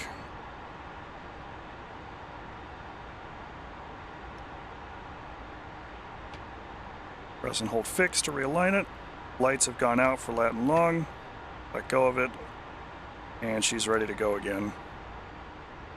That should update our alignment. Just reset our camera back there in the back seat. That should fix that and make ourselves a little more precise again. TACAN navigation is always going to be precise because it pretty much just points a needle at the assigned TACAN beacon regardless of what the compass is actually displaying. So that's kind of a workaround for that as long as you have a TACAN beacon, but in this case we don't. We're going to a place.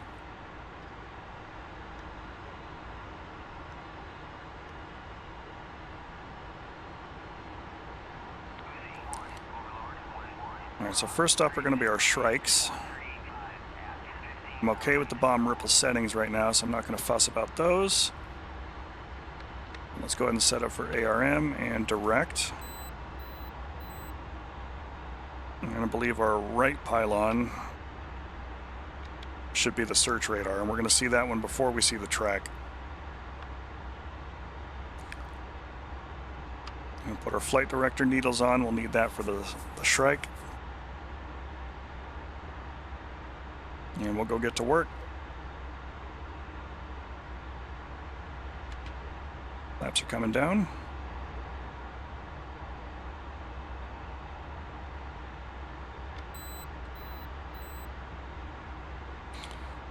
Once we get rid of that SA3 sight, we'll be able to use our Bullpups on the Shoka and Sparka batteries.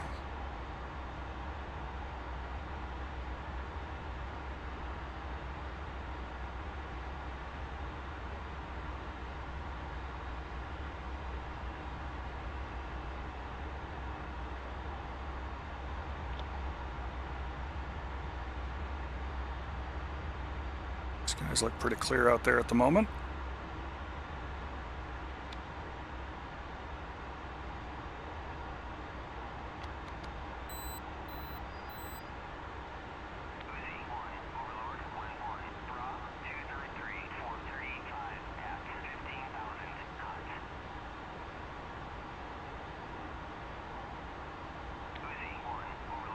And away we go.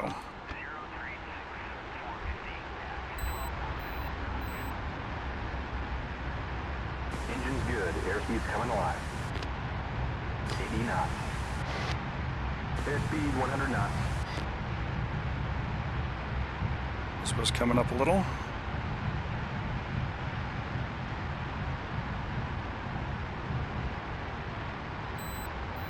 All right, I got nails. And we're up. Gear and flaps coming up.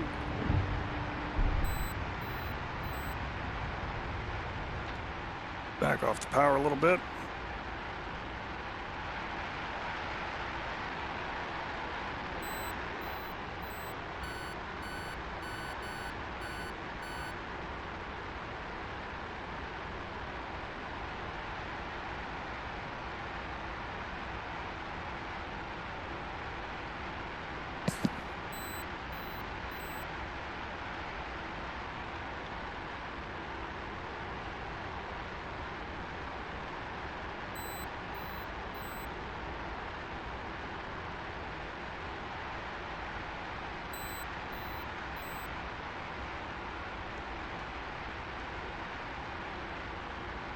I'm going to turn the AOA indexer and stall warning beeps up just a little bit, as well as our oral tone system. Since we're going to be using that for the Shrike, let's go ahead and arm the weapon system.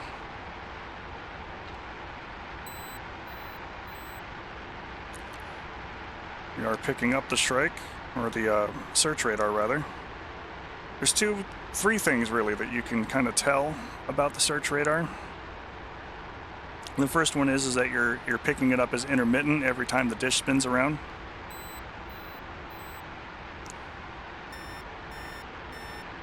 Mud, 12 o'clock. SA3.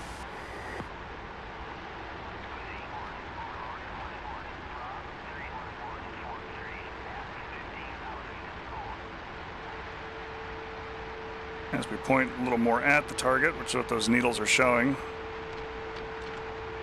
gets a little more stable and steady, but it is at lower pitch, which is usually indicative of a search radar. If I switch over to the other one, this is the actual track radar looking at me, which is at higher pitch PRF. that we're listening to on that tone. I know it's not an exact translation of it, but it's close enough again for government work. Now we are way outside of its range, meaning the Shrikes, not necessarily the SA-3. We're 19 miles out. So now that I know he is up and paying attention, and I've got a rough bearing as to where he's at. There's fighters nearby too. It's gonna be fun.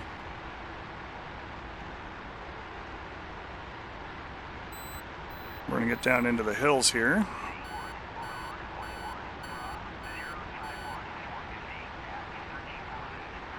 And use terrain to sneak up on it.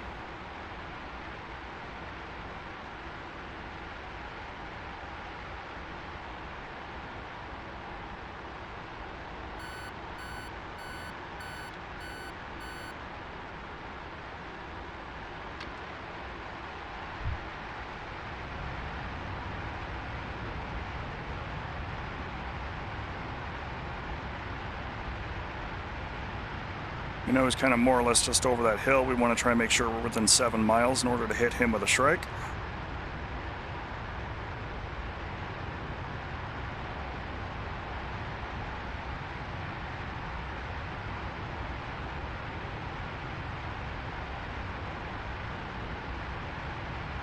Once we pop over the hill, it's going to start a race.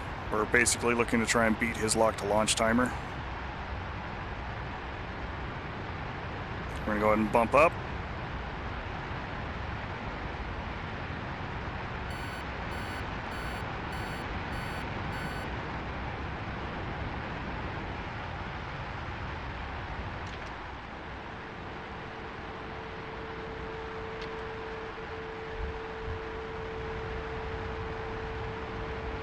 Magnum SA-3.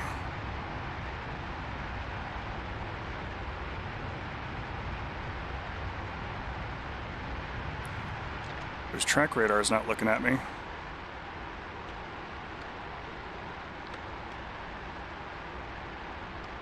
That could be bad news for him.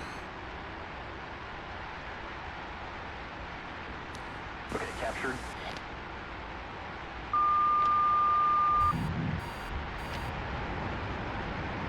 Mud, 11 o'clock. AAA.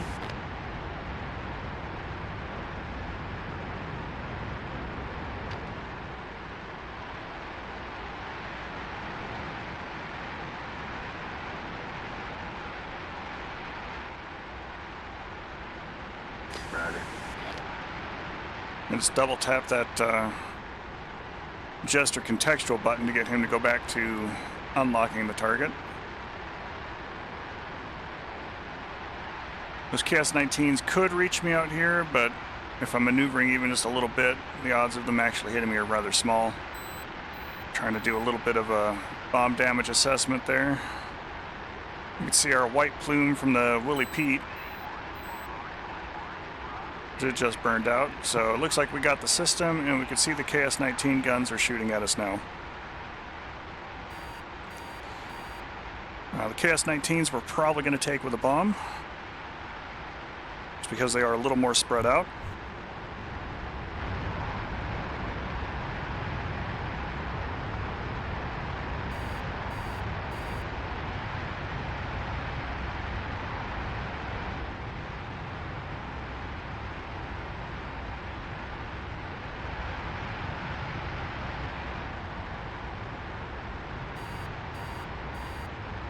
And a little more altitude so we can try and get away from the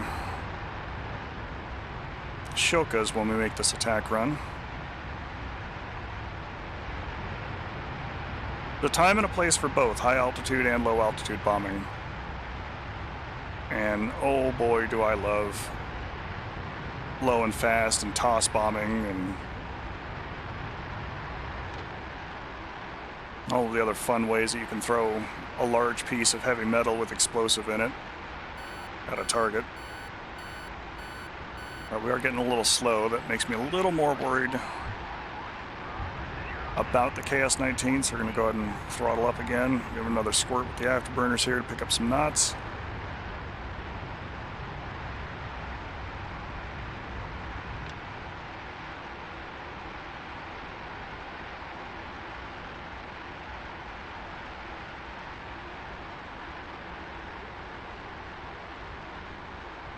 We're about 15,000 feet up. That should make us fairly safe if there were any man pads there. There aren't any.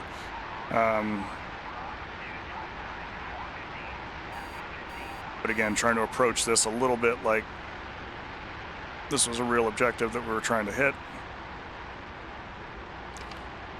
Since I know that there were aircraft around, let's go ahead and check in with Overlord real quick. So I know where to go and where to fight.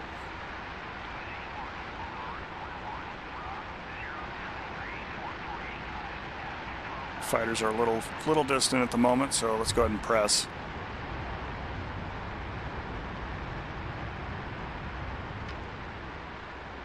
All right, we know those KS-19s are over here in this corner. We can see the radar and the guns kind of scattered there around that point. We're going to give it a bomb. Okay, captured. But it's going to be a fat bomb.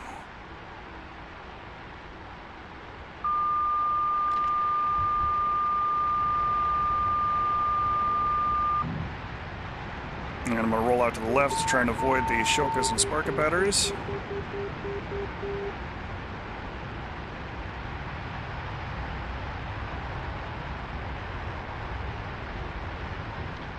Kaboom.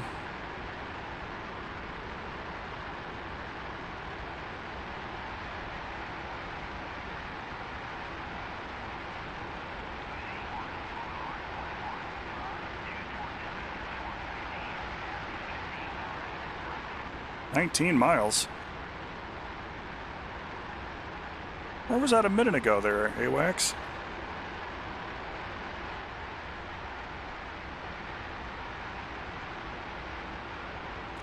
Alright, we're gonna have to pick up the pace.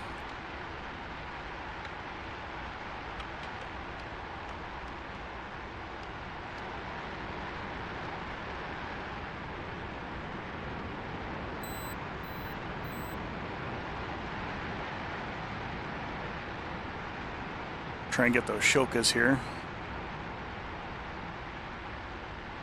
With the Bullpup. Rifle.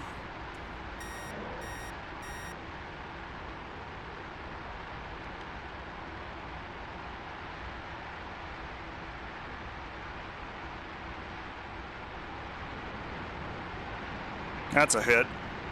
That was lovely.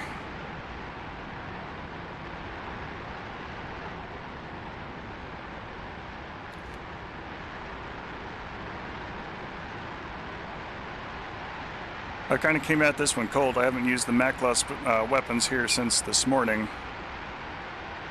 We're teaching today. But other than our first shot, these have been very spot on.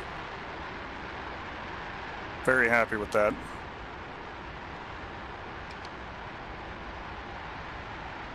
Alright, AWACS. I need to worry about some farmers showing up.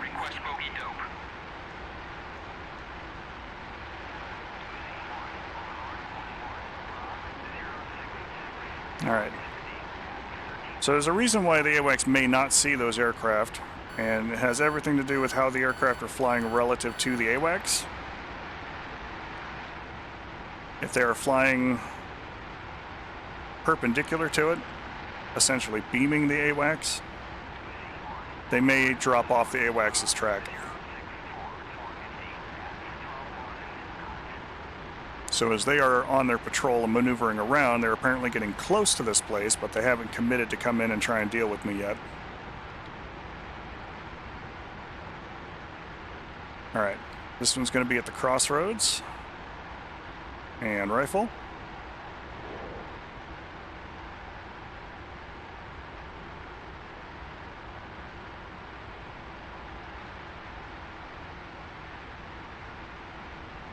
Kaboom.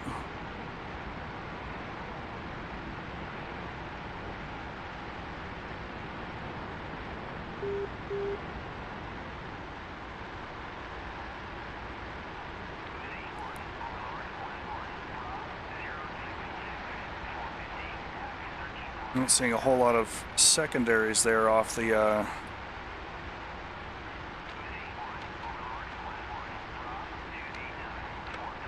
that spark.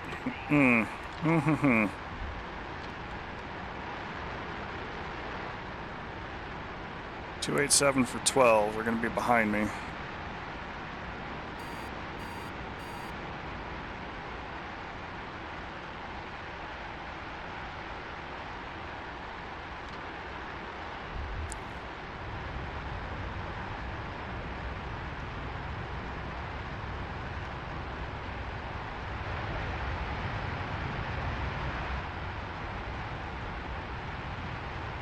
And they're up at 16,000 feet. Just E-jet the stores. We will not be going back to bomb them at the moment.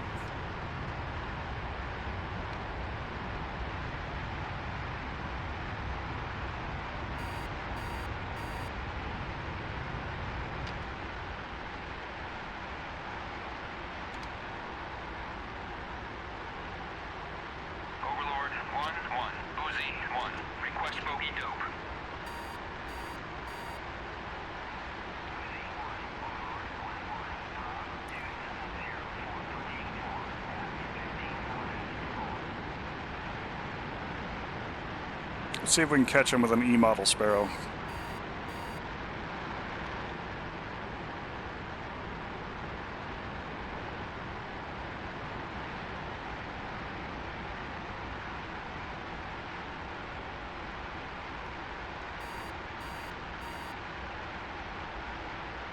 First of all, they'll need Jester to find him. So let's help him out.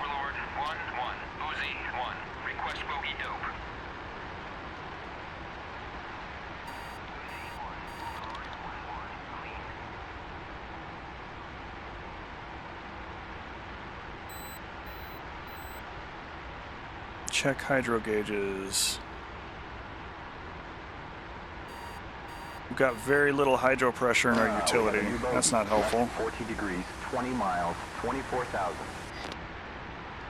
That sounds like it's the tanker. Good IFF. Friendly, friendly.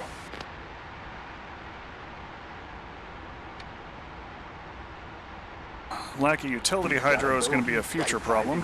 11 miles, 17,500. That's a bandit. Long press so we can lock him up. Locked. 1 Mississippi, 2 Mississippi, 3 Mississippi, 4 Mississippi, shoot. Fly the best intercept here. For maximum range. Could shoot any time. Fox 1.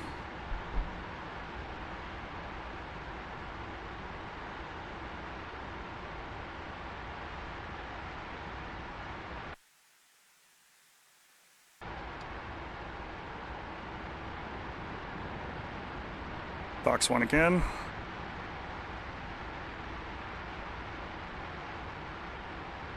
We have a bandit. Fish bed. 12 o'clock. 3 miles. Oh, I don't see him at all.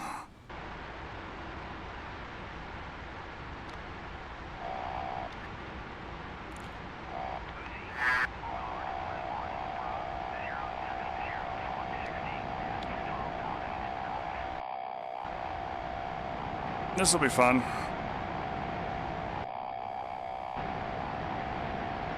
All right, there's our bandit.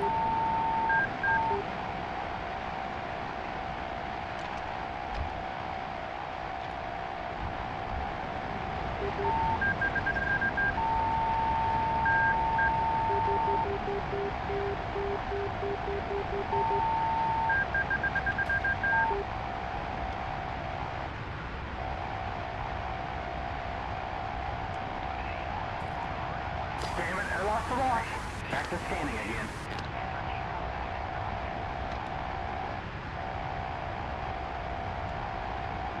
Come on, Sidewinders. You serious? Okay, he's 5 o'clock now, 5 o'clock now, and another at 1 o'clock high. All right, our Sidewinders are apparently not coming off the rail. We're gonna try and escape.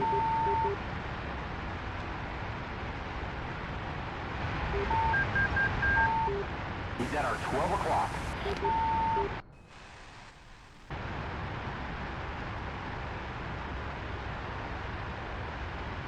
I don't know if the J-Model Sidewinders are just, I out of coolant because we basically took them up some time ago.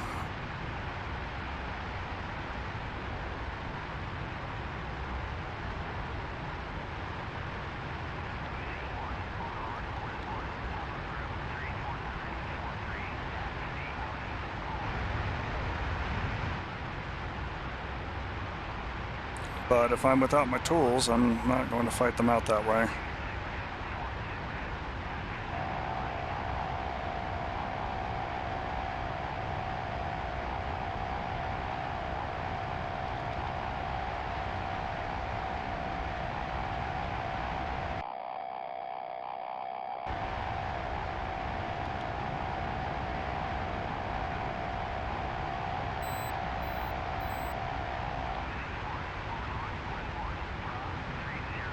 I have used J-model sidewinders before and have them hit targets. That's a rear aspect variant of the missile.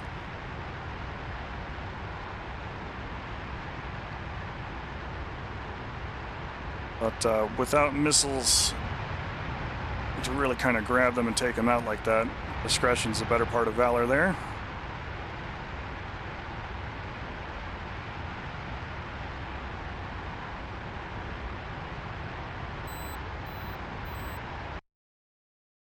Making our way back to Creech.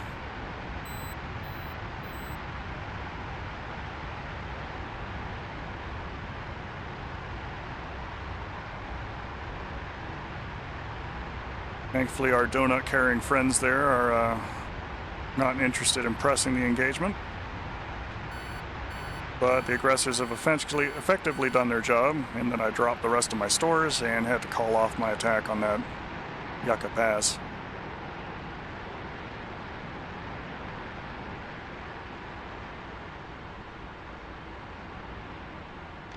Alright, we are way fast. Oh right, lack of hydro.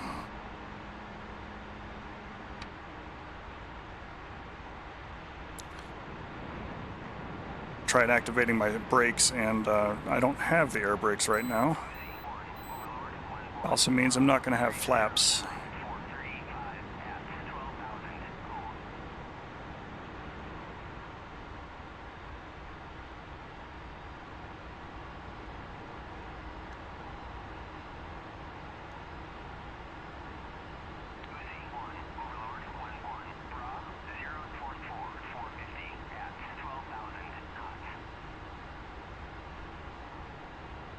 Through our maneuvering and wear and tear,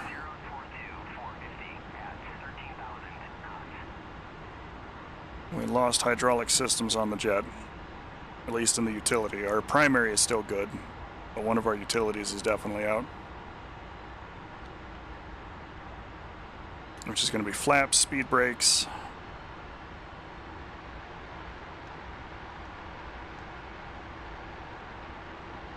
and tings of that sort. All right, scanning the sky again.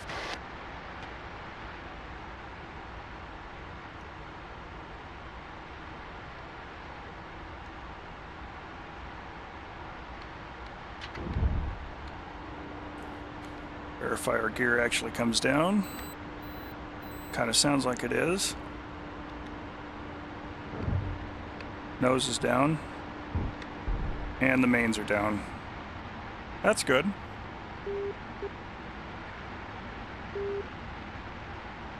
You could have used the emergency mode to gravity drop them into position.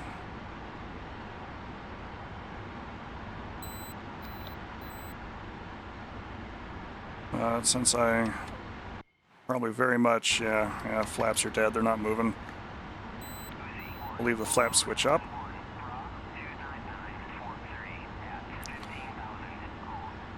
So we're going to come in a little faster and a little more shallow.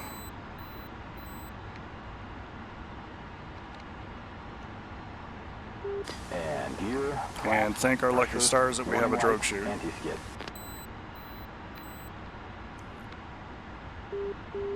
Well, you know, let's role play it out a little bit. Hook's coming down.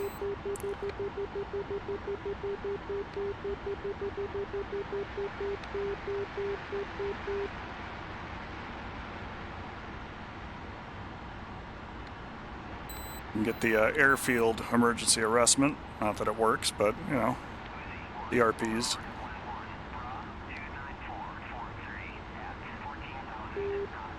$180 knots.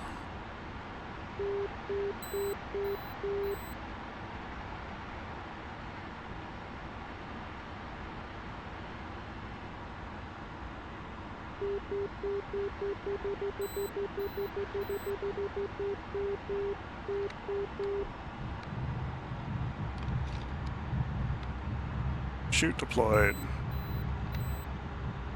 Brakes applied.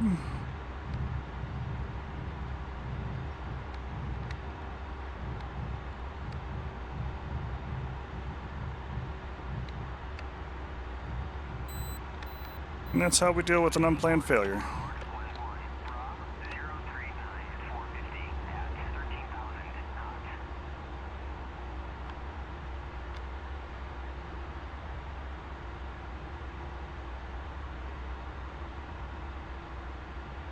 Oh, she is just not stopping. Alright, we'll leave the drogue out.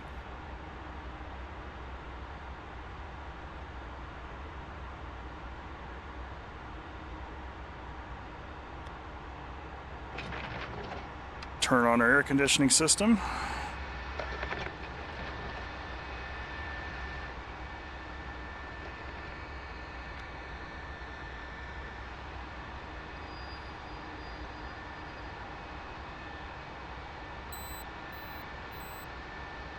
Yeah, there is just nothing in that utility hydro.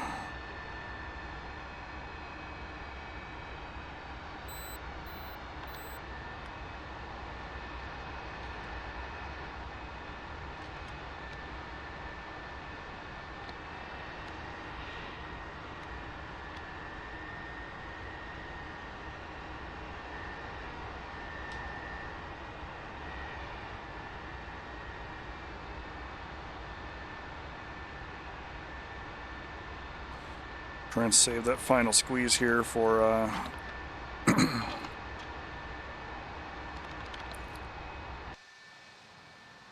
yeah, that hook's not even coming back up.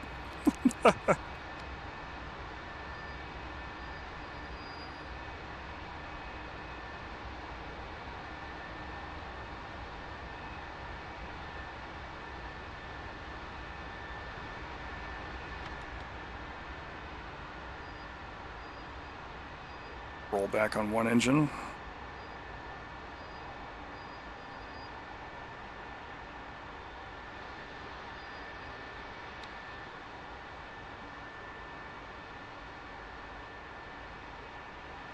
Roger.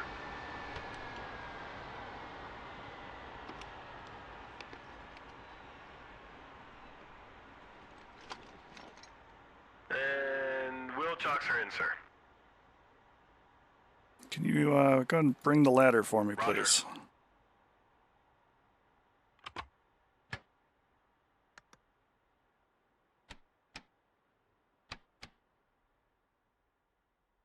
All right.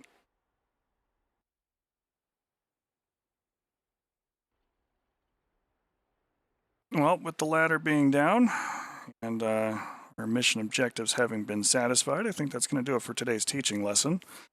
We'll definitely be back again next Saturday.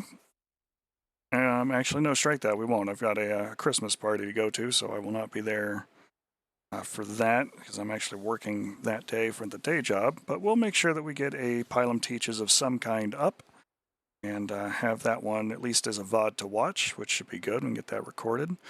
Monday, we should be up for some DCS action. We're doing Foothold with the Pantheon Initiative folks and pressing some of those objectives, see where we go. We covered a lot of things here tonight. Normally I go through a TAC view, so we're going to go ahead and switch over to that now, as to see how all we did. But let's go ahead and get on out of the jet. And we'll go through TAC view briefly, and then we will call that a day for the lesson.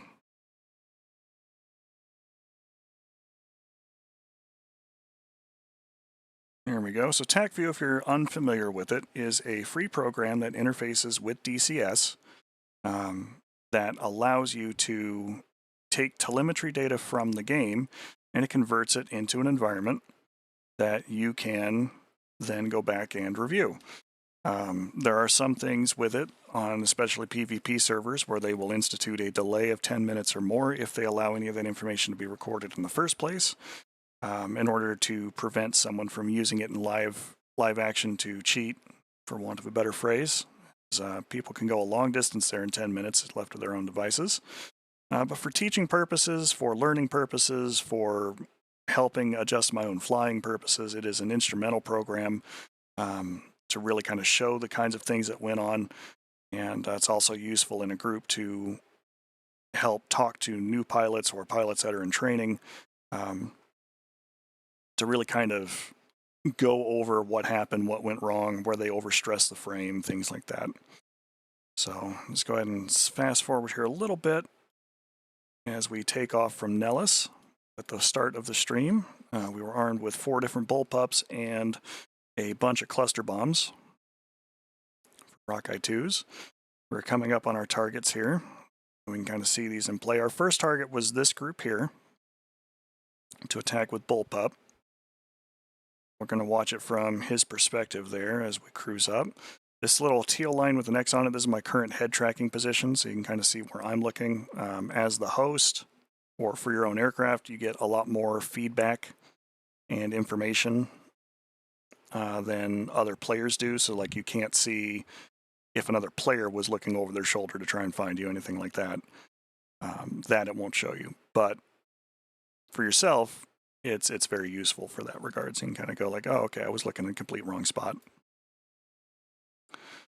Roll over, we come on down, sight in on our target.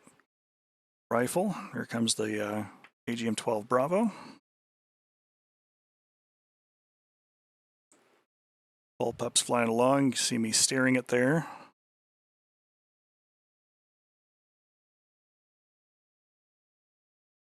And if we zoom in a little bit here, see that I overshot the target trying to pull up.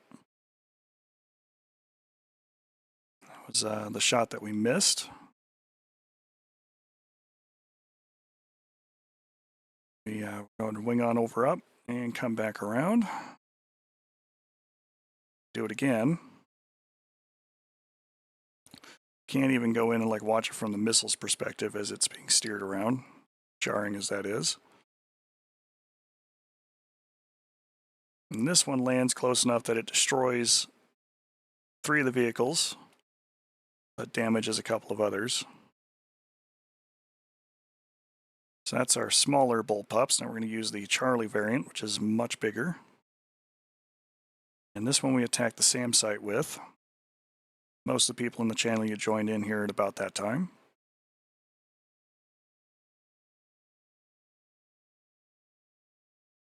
And we took out the radars and several of the launchers.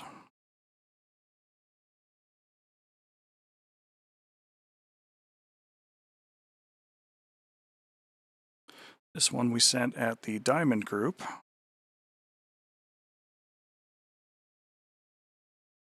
That accuracy is fantastic to watch there. Alright, so then we tried our cluster bombs. Kind of curious to see what they did here. Yeah, I saw that flicker flash. You know what I think it was? They popped too early. We're in the wrong fusing setting. That's why they dropped short. Because they should ride the casing down a little bit.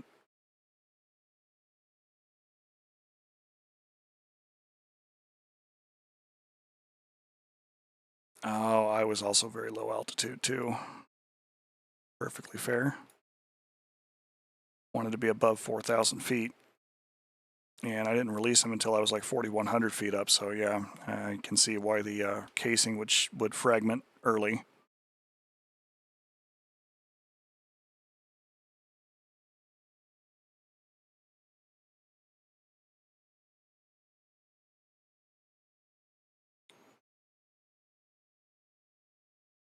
All right, this one we used dive toss with a couple of the 750 pounders, and this was on the lozenge target.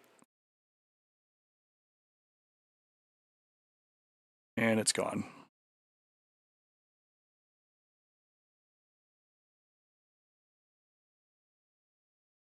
This was another smaller bullpup, and I want to say this one hit more or less right in the middle of that ring. Oh yeah, just off the center.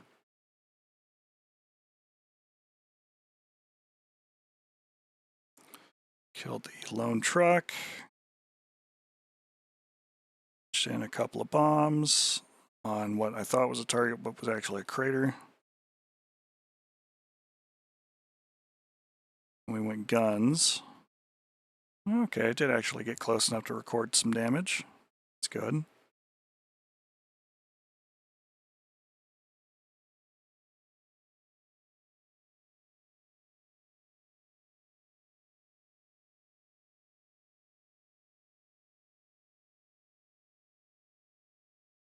I think we did a second guns pass.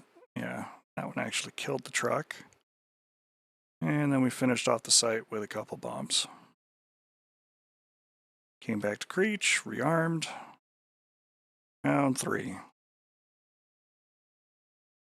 This was the SAM site, so we came out here and we had found him, so he was up and searching. Dived down low to use the terrain to hide our approach on radar. Executed a pop-up. A little earlier, I thought this ridgeline was this one, but we were close enough to make this work.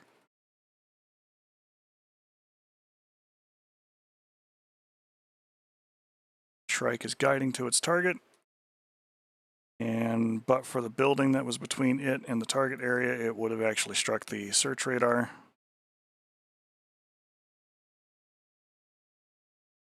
We are under fire from the KS-19 battery.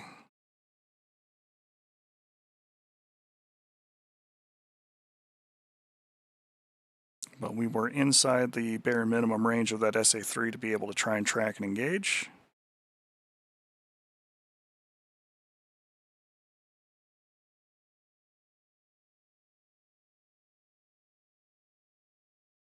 And I was pretty sure we killed him. I thought he was on fire, but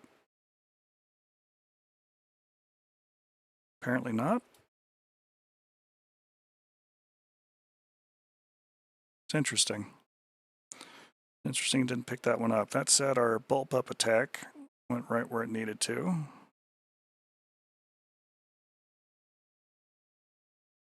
It's even interesting for the KS-19 attack, as we definitely put that bomb right here and saw flames. So it looks like TACP might have actually missed a couple of things, which can happen.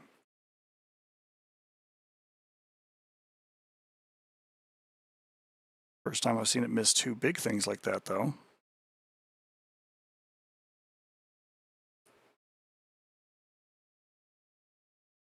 It in the middle of the Sparket battery.